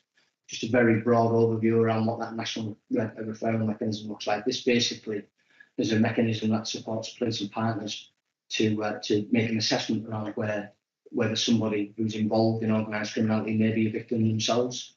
That will lead to an assessment being made by a moderator panel, which includes our missing exploitation team cohort. They will make a decision around a reasonable grounds decision, which is that early assessment of whether that's the reality, whether or not an individual is a victim of organised criminality through being coerced into behaving in the way they are. That will ultimately then lead on to a conclusive grounds decision being made. Again, a real success with what we've seen with the introduction of the missing exploitation team as a reduction from 500 days to 50 in terms of that decision-making process around conclusive grounds, which again puts us out in front in terms of regionally along those timescales, which is a real positive for us because ultimately those individuals, far from being looked on as perpetrators, need to be considered as victims within their own right. They have a defence in legislation open to them, but it's more around safeguarding those as being vulnerable and ensuring they don't continue to be exploited. Thank you. Next slide, please. I'll talk to you a little around fraud and our approaches around that. You can see in the slide our highest types of fraud are online shopping and auctions. And there's a significant focus, as I've talked about in previous slides, with the use of our FASOs and fraud ambassadors to prevent safeguard people through prevention and early intervention. That's just an understanding and a physical demonstration of the ages and range profiles involved. I'd rather go through the next slide in more detail if we can, which will give you an understanding of our approach. That's fine, thank you. Yeah, great. So again, we regionally recognise really in terms of our approach around prevention and intervention, as I've articulated, particularly through the use of our fraud ambassadors and our FASO approach. What I will go is just a little bit more detail over above what's recorded to the slide. Again, in terms of success, our fraud protect where in the last month alone has led to over £50,000 worth of refunds from banks being made to victims who've been subject to fraud. Within the material that's provided there, Operation Signature is something that we really utilise in conjunction with our partners. It's a vulnerable victim notification system that's sent to the bank. It basically tells the bank that they've been a victim of crime to allow the bank to discharge a duty of care on their customer, protect them from future fraud and exploitation. We're heavily engaged in the banking protocol, and we see on a regular basis suspicious activity reports being shared with our fraud investigation team. And that's very much about banking staff within that protocol recognising when a customer is requesting a cash withdrawal off bank transaction that looks out or is particularly high, being able to make immediate contact with police with a set protocol in place to ask specific questions and watch potential victims. Officers are then allocated to respond to that call, and the pass over review all of the bank protocols that are supplied to them for further additional engagement with banks. And I'll just talk to you finally about TrueCall, which again I think is a real prevention opportunity for us that we utilise heavily. So TrueCall is a call blocker that allows calls to come through to potential victims from friends and family, but blocks unwelcome calls. It asks callers to identify themselves before it puts them through. And we have a number of devices that we can fit and a number of systems that we fit to potential victims who are vulnerable to fraud. And we do that on a regular basis. That's kind of a recommended device and support that police officers will provide to our economic crime units, and we do that in high numbers, which is not a real effect in terms of the potential for vulnerable victims being targeted. I have a hand from Simon. Simon, would you like to come in? Thank you, Mayor. So it's just a sort of quick question, really, not to slow us down a great deal, but just to recognise that we do pick up both locally from the work that we do engaging with the public and nationally, beyond York and North Yorkshire, that underreporting of fraud is an issue, and lack of understanding amongst members of the public who are victims about who to report to plays into that question around reporting. So I just wonder, with your permission, Mayor, whether we could ask colleagues to share some thoughts about what might be done differently, or perhaps even a little better in terms of helping the public to understand how to report fraud and where to. So North Yorkshire Police offers basically works in a different way to some, majority of national forces. So the majority of national forces utilise the action fraud system, which will make an assessment around the fraud. No particular investigative strategy set around that. There's an opportunity for recovery of the lost. Limited. North Yorkshire Police will screen every call that comes through in terms of fraud and make an assessment through an identified single point of contact of that fraud to ensure that if it is going to action fraud, it's appropriate. In the majority of cases, it's taken by North Yorkshire Police as an investigative opportunity. That's where we're seeing our performance within the area of fraud in terms of investigative strategies that we've really enhanced over and above what other forces are doing currently. And we act somewhere out of national guidance around the action fraud. So whilst the action fraud line is available of communication to victims of fraud or potential victims of fraud, we still, by virtue of the way that we do things, encourage people to contact the police and plead it's an emergency. Wayne, thank you. Just to come back in on that, I mean, obviously it's entirely a matter for the Mayor, but we've always worked closely together on areas of public concern. So anything that we can do together going forward with the Mayor's support to raise public awareness around the approach taken in North Yorkshire, I think can only be good for the public. So I hope that's all right, David. I just thought that was a helpful point to highlight. Excellent, thank you, Simon. And Wayne for that response. Thank you very much. Yeah. So I'm conscious I've provided what feels like a lot of detail, but it's a really important topic, and I know the public will be really interested. I think it's really important to finish on a case study to really bring to life our approaches to serious and organised crime. For understandable reason, I would hope this is quite light in terms of the actual material which is within the slides. You'll understand the range of tactics that are available to us to tackle crime, particularly serious and organised crime. What I'll take you through is a chronology of events and how we disrupted this particular group. So Operation Needle commenced in January 2023, and that was following a series of violent incidents. It was basically one organised crime group who'd been identified as being in conflict with another, and an investigation was commenced by our organised crime units. On the 6th of January on 2023, we received intelligence to suggest that members of one organised crime group who was in conflict with a kidnapped a rival member. They'd stolen drugs and significant volumes of cash from his home address. The victim of the kidnap wouldn't speak to police, and it made it hard to investigate. And we talk about how we investigate kidnap. We go through what's called the victim communicator.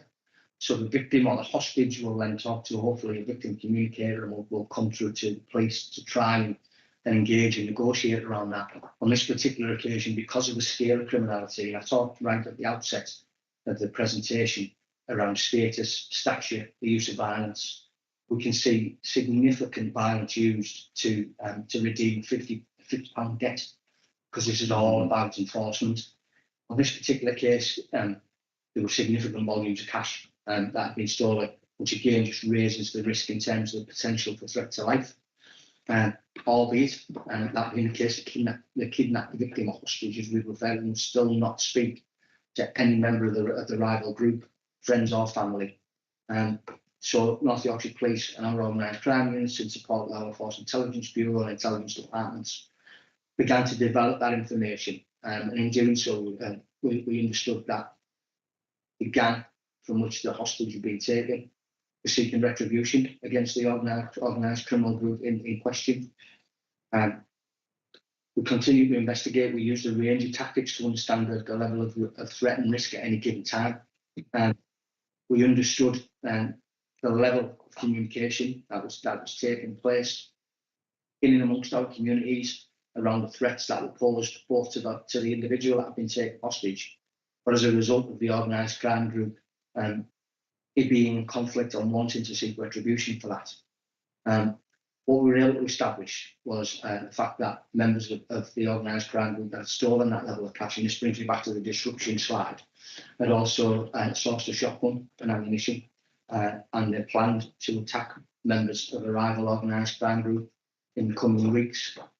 So we really had to react very, very quickly to that. We can understand the threat, risk and harm that was posed not only to that individual, but to the wider communities with firearms in the hands of organised criminals ready and willing to use them. Those investigations led to the identification of a suspect vehicle, which we subsequently stopped with the support of our armed policing colleagues and with support of MPAS, our police helicopter. Through the course of that tactical approach and arrest strategy, 3 males were arrested by armed police before they could take steps to attack the intended victim. These are just some images on the next slide of that arrest, which demonstrate the scale and planning that went into that arrest and to that tip point that had been reached around firearms being on the roads of North Yorkshire, potentially to be used within conflicts of organised criminality, yes, but the risk that posed to members of the public that may have been caught up in what was planned. You will see an individual there being removed from the vehicle. That is the firearm that was recovered, along with ammunition. What's not on the images is also a significant volume of cash that was recovered. 3 occupants of the vehicle were subsequently sentenced, as you can see, in April 2024. The complexities of this type of investigation really are untold in terms of the timescales. That might seem like a long time, 14 months to get to trial. But you'll understand, I'm sure, just the scale of investigative activity that's required after that. The subsequent really significant sentences to safeguard our communities. One of those offenders receiving 10 years and 2 months imprisonment, 1 receiving 10 years and 8 months imprisonment, and a third receiving 3 years and 6 months. That wider investigation that I talk about led to the identification of another individual who was assisting that group in trying to complete the commission of that planned offence, and he was jailed for 19 months. And that whole approach was then subsequently adopted within the Project Alliance governance group. There was a review of the approach, that intelligence gains and the development of that, and then future safeguarding strategies and tactical approaches were in place with partners. But that's a demonstration really in terms of everything I've talked about in the preceding slides coming to fruition to mitigate the threat of serious and organised crime. Thank you very much for that. Excellent. Thank you very much. I'm very good. If there's just one final point I'd just like to make, just since it's a public meeting, is the fight against tackling serious and organised crime it's one that absolutely has to be done with the community, and you will have picked up right throughout that very detailed presentation the importance of intelligence. And I never ever miss the opportunity to appeal to the public. Is if you know about the sort of criminality taking place in your communities, you must contact us. You can contact us on 101. We can protect people's identity. If you want to, you can contact Crime Stoppers either online or on 0800 555 111. But it is really important that the public work with us on this, because we are here, we are on their side, and we intend to deal with this sort of criminality in their communities. Thank you, Tim. Thanks for that. And excellent update. Thank you there for that. I'm a bit conscious of time that we are running over slightly. So just into one of this spotlight questions for me, if that's okay. Action against drink spiking. The National Week Against Drink Spiking was the 18th to the 24th of March. Sorry. What are the NYP stats on spiking? Have these changed since and around Anti-Spiking Week? What actions were taken as part of the NYP involvement in tackling spiking, and how will the NYP continue to protect people from being spiked, if possible? Thank you. Thank you, Mayor. So, relatively, throughout last year, the numbers of reported spiking incidents are relatively low. There's 141 incidents across the entirety of the past 12 months. We had 17 in March, 14 in April. Which is actually higher than I look on the average of most months across the course of last year. But when you have a publicity campaign, that does tend to follow. In terms of what do we do about it? Well, we follow up all reports of spiking at licensed premises. It's really, I've placed great importance on the running of licensed premises in terms of preventing spiking. And much of our focus around that contact with licensed premises is about what is about licensees, the staff at licensed premises, understanding who might be vulnerable to this and taking action to protect them within the premises. We've undertaken problem solving with premises where we've had multiple reports, and we continue to publicise this to make sure that people are aware that this can happen, but it is relatively rare, and I would absolutely want to emphasise this. This is relatively rare. This is not a common occurrence. When I talk about how the premises protect themselves, it's about promoting signage. It's about a process that discourages people from leaving drinks unattended, from taking drinks from strangers. It's a whole venue approach where you get the staff working and communicating together to understand the context of spiking. So we'll continue, in terms of what we're going to continue to do, we will continue to do that. Most of this always takes place within the licensed premises, particularly within the nighttime economy, and that partnership with licensees as part of our broader licensing strategy is really, really important. Thank you, Tim. Thanks for answering that. Thank you very much. Next point is the HMICFRS inspection. I believe that's a verbal update, is it? I believe we don't have a presentation, I think. Scott? Yeah, thank you. Yeah, there was a presentation at the last PM there, and I think what we'll touch on here is our internal governance has been revisited in the early months of the year. There's no doubt about it that the force showed dramatic improvement from a previous poor report, as was demonstrated at the back end of last autumn. But we can't rest on our laurels, and we haven't. So our internal governance means that our HMI improvement belongs to me. The deputy is accountable and responsible for making sure that it's delivered. The assistant chief constables then own the relative improvement in their own area, and they ensure that the areas for improvement, and you'll note from the last report we had 11 specifically. I've already mentioned a couple of them in the presentation earlier, one in relation to achieving 90% and answering 999s within 10 seconds, and others that are in there that I can cover in some detail at a future meeting. Both ACCs have those in their portfolios. They ensure that the requisite activity is conducted against them, and the Risk and Assurance Board that I then chair, from a governance perspective, tests that we're delivering as we should be. And that was one of the major factors in the force getting into the position it originally did, by not tracking the activity against the characteristics of good from the inspectorate. Ultimately, the Chief Constable asks for a quarterly update on risk, which I provide. If I need to provide it outside of that rhythm, then of course I do. And it's raised at Chief Officer meeting weekly. And whether that be an issue of process, technology or resourcing, we look to address it. So I think it's important now. I've seen the tenor of some of the public questions. We are one of 13 forces currently to have had an HMIP inspection. And if you look at the gradings that the force achieved, it is very favourable compared to the rest. But we benchmark ourselves against ourselves, and the Chief's been very clear about wanting to be an outstanding force. And that's in the eyes of the inspectorate and, importantly, in the eyes of the public and our people. So the journey continues. I'm really happy to provide a further detailed update on the 11 AFIs. There's a wider inspectorate and third-party reporting landscape that we also need to focus on. It isn't solely about HMI. There's internal audit, national child protection inspection recommendations, custody. There's a whole host of different parts of activity that we need to make sure we're focused on. And members of your office have an invite to the Risk and Assurance Board and regularly attend in terms of governance. Excellent. Thank you very much for that.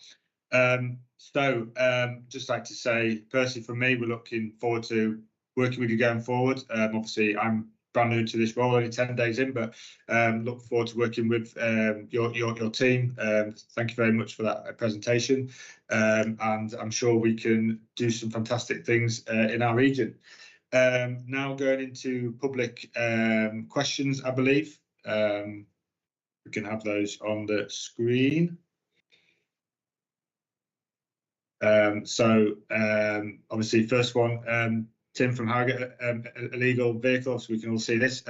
Is a police officer allowed to knowingly and complicitly allow a vehicle to be driven on UK roads without any tax, MOT or insurance?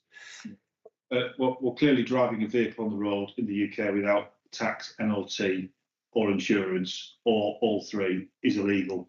However, my understanding is that this particular question relates to an ongoing investigation, so I won't be commenting on it any further in the public forum. Thank you. Next one, please. Mr. Robinson Thirsk, London protest incident. Sorry, what is your opinion on the police action versions? Jewish man accused of being openly Jewish on the streets of the UK. What action should be taken against the police? I'm not calling it officers because they're not commissioned officers concerned. Okay. Well, this has obviously been well publicised in the news and relates to an incident within the Metropolitan Police area. I'm only furnished with the facts as I've read them in the media, the same as everyone else. So I would never comment on an incident that took place in another police area. That's a matter for the Metropolitan Police Commissioner, and I understand that he's spoken nationally in the media about this issue on a number of occasions. But what I would say more broadly about protests, particularly related to the conflict in the Middle East at the moment, we recognise that there's tensions across communities in this regard, and we have undertaken a community intelligence assessment. We've liaised with communities throughout North Yorkshire. It's really important that we understand those sensitive tensions and that we work with communities through visible policing and engaging in those communities to make sure that people feel safe. As regards the policing of protests, we're very experienced at policing protests, and we always take a human rights approach, and it's always about balancing the rights of those who wish to protest. We live in a democracy, and the right to protest is very, very important, and as a public organisation, we've got a positive duty to make sure that we facilitate peaceful protest. That has to be balanced against the rights of those affected by that protest. It's a balancing act. We have some very experienced commanders who undertake a very, very structured approach to this, and we'll continue to do that as we move across the coming months. Thank you. Next question, please. David from Harrogate, A1 road traffic incident 24th of April 2024. Why was the traffic situation on the A1 today handled so badly? Presumably there will be an investigation into why several hours after the accident, traffic signs of the A19 to A1 Link Road were indicating 40-mile-per-hour speed approaching the A1 when it was actually totally at a standstill. Well, this obviously relates to a really tragic incident where a young man lost his life, a lorry driver, and a family have been left without a husband and a father. And my sympathies absolutely lie with that family. It's a tragic situation. It's right that it did cause significant disruption on the A1. I know that because it disrupted my journey to work and from work throughout the course of the day. It was an incredibly serious incident that involved a lorry hitting the parapet of a bridge. It took a very long time to deal with. Whilst my primary sympathies are with the family of the young man who died, you know, I am also conscious of the impact that had on the emergency workers and my officers who had the very difficult job of removing that lorry and removing a body from the carriageway. These are incredibly difficult events to deal with. We also have to have a very thorough investigation. We owe that to the family of that deceased man, and it did take a long time to deal with. But I think most people would agree that we've got to do that job properly, empathetically, and in a way that makes sure that the family are informed exactly what happened on that occasion. So that's probably what I've got to say on that matter. Thank you very much, Tim. Next question, please. Gwen, accounts and transparency. When and in what way will? When and in what way? What will the accounts inspection process take place? What transparency and public access arrangements will there be for audit committees? Okay, so we're working towards the legislative date to complete the draft statement of accounts, and they'll be published on our website. And the day after the accounts are published, notice will be given for a 6-week period between 9 AM and 4:30 PM that anyone who is interested may inspect the accounts and make copies of the accounts of the Chief Constable for the period ended 6th of May 2024 and any of the supporting documents. It should be noted that because of the transition to the York and North Yorkshire Combined Authority, there's an extended end of the financial year from the 7th of May 2024. And those accounts will be available for inspection at the offices where they're normally kept, and that's police headquarters at Alderton Court in Northallerton. Thank you.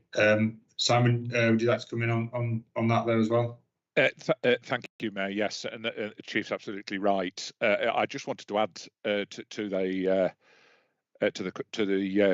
answer. Really, the extension of the financial year that took place in the York and North Yorkshire transfer order is actually a shorter extension than has been the case in other transfers of PCC functions.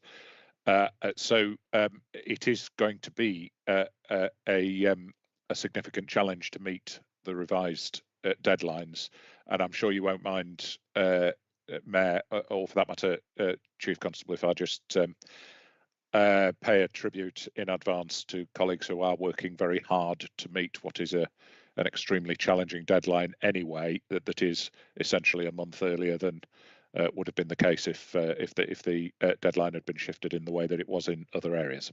Yeah, I don't agree with that. But I think the fundamental point is, at a point in the future, our accounts will be published and will be transparent and available to the public to inspect. Thank you very much for that update. Thank you both. Next question, please. Gwen, accounts and transparency. How can it be acceptable for an update on the GRIM and improving HMICFRS inspection to particularly and to us to have zero facts and verbal report only? I hope now this is all in local government remit, we can get evidence, not verbal assurances. Welcome to the new Mayor and CC. With these two forces coming within local government remit, now may I ask if when a view of the democratic governance and transparency will be undertaken to bring these services more into line with local government standards, including audit? As an initial proposal, may I ask for a forward plan, all reports written as expected in good local government, I believe, include background papers, never verbal, e.g. how can you be scrutinised on your HMICFRS action plan when it isn't presented? Okay. Well, I think where do I start?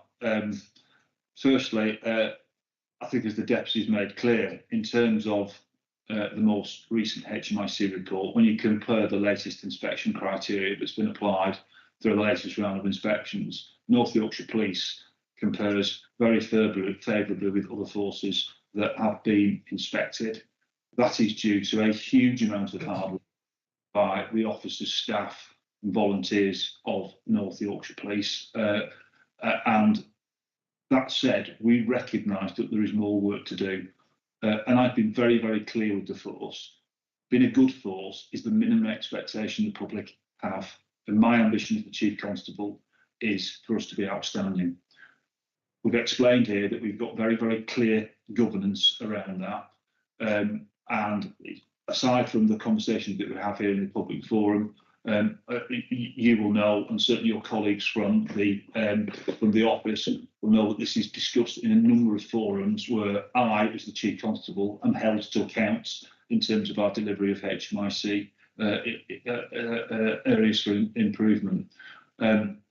Just as regards to the second point, absolutely now the functions of the former Police Crime Commissioner are consumed within the combined authority, and it's now for yourself, Mayor, to hold me to account for delivery of an efficient police service.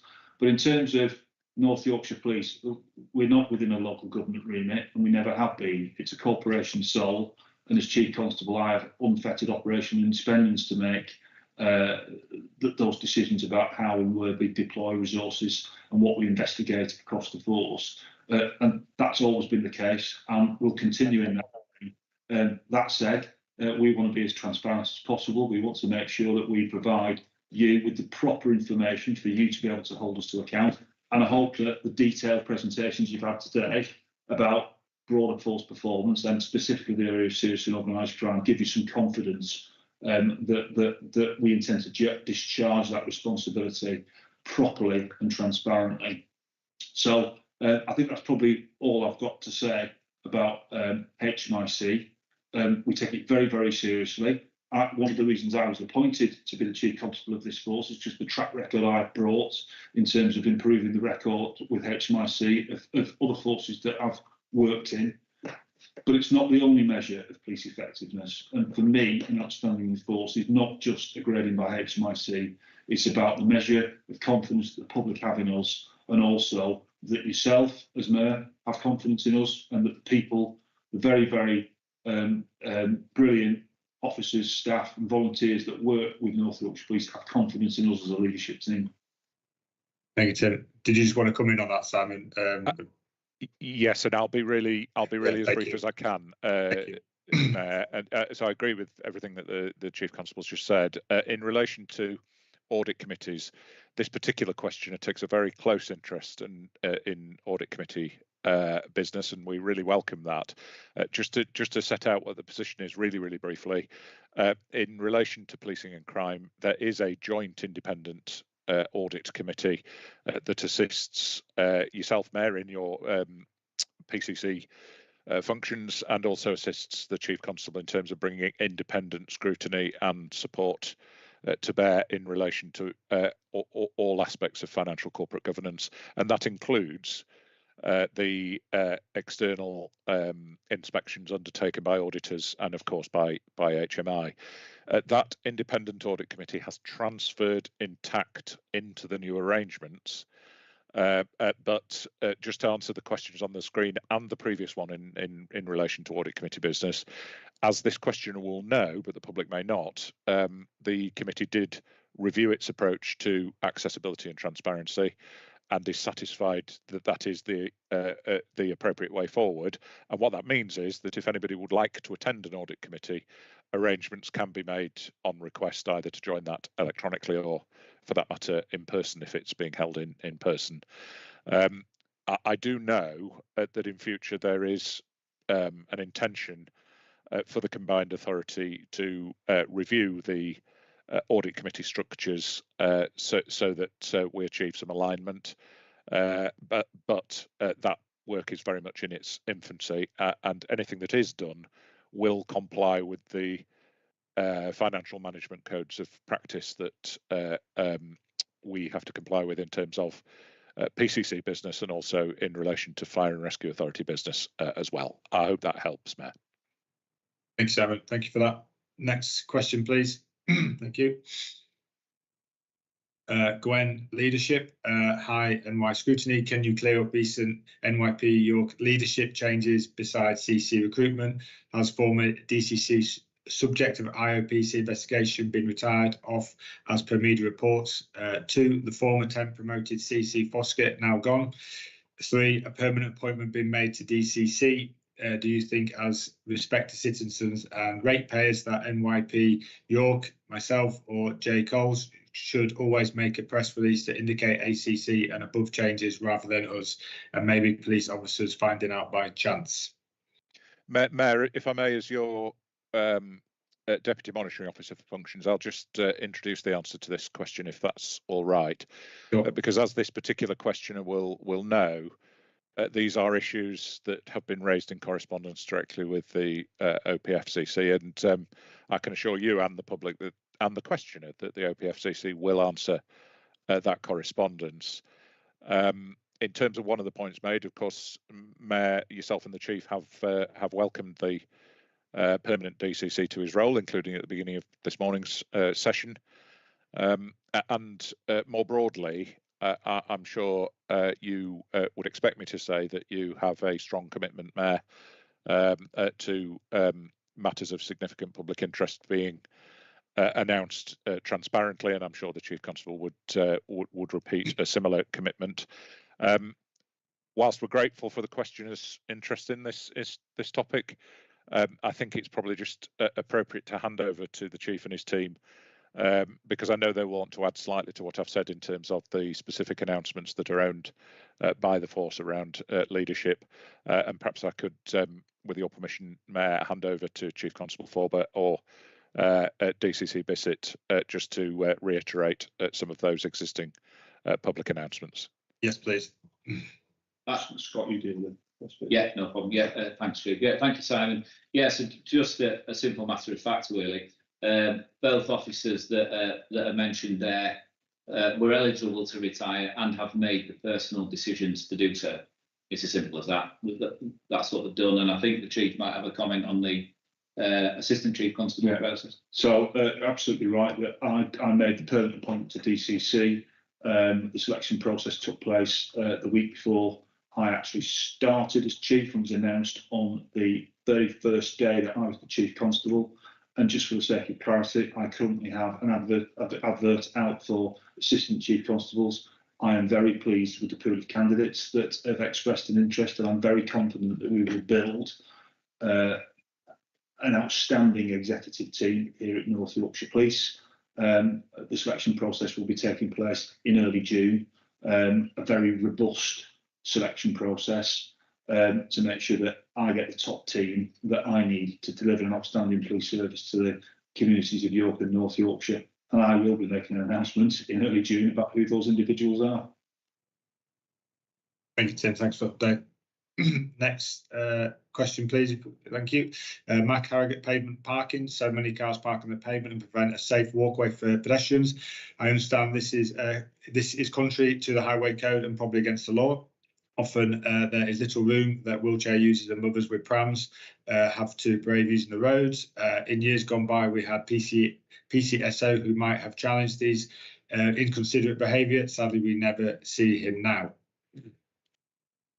Okay, so absolutely parking on the pavements is inconsiderate, and certainly if we do see someone parking on the pavement, I would clearly expect officers and PCSOs to ask them not to do so.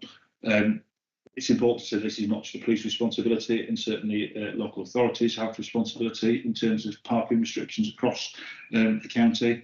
And often as well, this is part never, because if there are parking issues and persistent parking issues, sometimes it needs a bit of problem solving. This is the essence of neighbourhood policing, but it is about working with partners, of which the local authorities are a key key contributor to that. In terms of PCSO visibility, we've already touched on that as part of the performance presentation today. I am determined that we will build outstanding neighbourhood policing.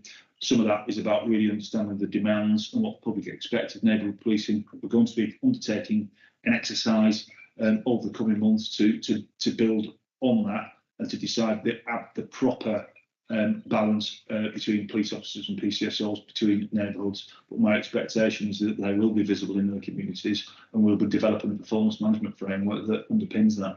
Thank you very much, Tim. Thanks for the answer. Next question, please. We've some more. Carl Ingleton, police coverage. It was reported to Ingleton Parish Council, that the response times experienced in North Yorkshire did not compare favourably with neighbouring authorities. These facts, coupled with what appears to be an upsurge in criminal activity in our locality, is causing serious concerns amongst the community that we represent. At our April meeting, we were informed by our local police representatives that the Chief Constable regarded manning levels in the rural areas as a priority for action. Yeah. So I think to deal with the final point there, I do regard policing the rural community as a priority, and absolutely I recognise that particularly in our most rural communities, the sense of isolation can contribute to vulnerability. We have to police with that in mind, and one of the things the Deputy talked about during his presentation earlier was about the expansion of the Public Safety Service with North Yorkshire Fire and Rescue and Yorkshire Ambulance Service to provide a preventative service in those most rural areas that absolutely meets the needs of the community. It is fair to say that in the past we have seen response times in our most rural areas lag behind what we'd expect. And if I take you back to the graph within that initial performance presentation, we did discuss about how the improvement we'd seen in rural response times over the past 12 months, and certainly our most recent figures for Craven. I'm looking at our most recent performance figures for the financial year to date. So in terms of immediate rural compliance, about 84.06%. In Craven, we reach within 15 minutes. That's compared to 84.92% across the broader force. That said, I want to listen to communities. I think my understanding is, and I'll just perhaps turn to the Deputy, that we've now got a forward holding point out towards Craven, which has led to a drastic improvement in response times. We don't have many immediate response calls out in that area, but it is important that we police with that in mind, and we'll continue to develop our response capability to make it as effective as possible.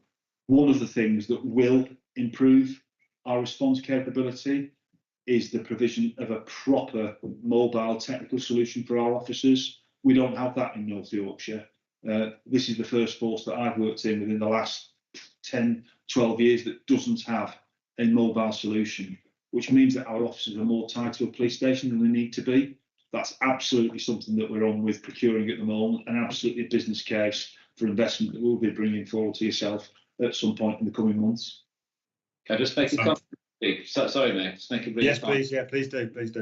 The notable in Ingleton on the 27th of March, which was where a group of organised criminals dragged a cash machine out of the co-op. Very unusual, middle of the night. You can absolutely understand the impact that has locally. I mean, I'm not reporting anything isn't in the media, but a number of offenders were arrested, including one Kenny York from the Morecambe area, who received 3 years on the 10th of May for that offence.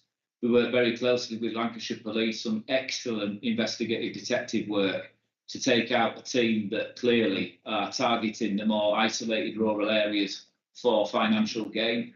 So to turn that round in a matter of weeks, I think is commendable. We don't want it happening in the first place, but it's just an example of where we do get that type of offending. We will focus on it, and that individual is where he needs to be, which is in prison.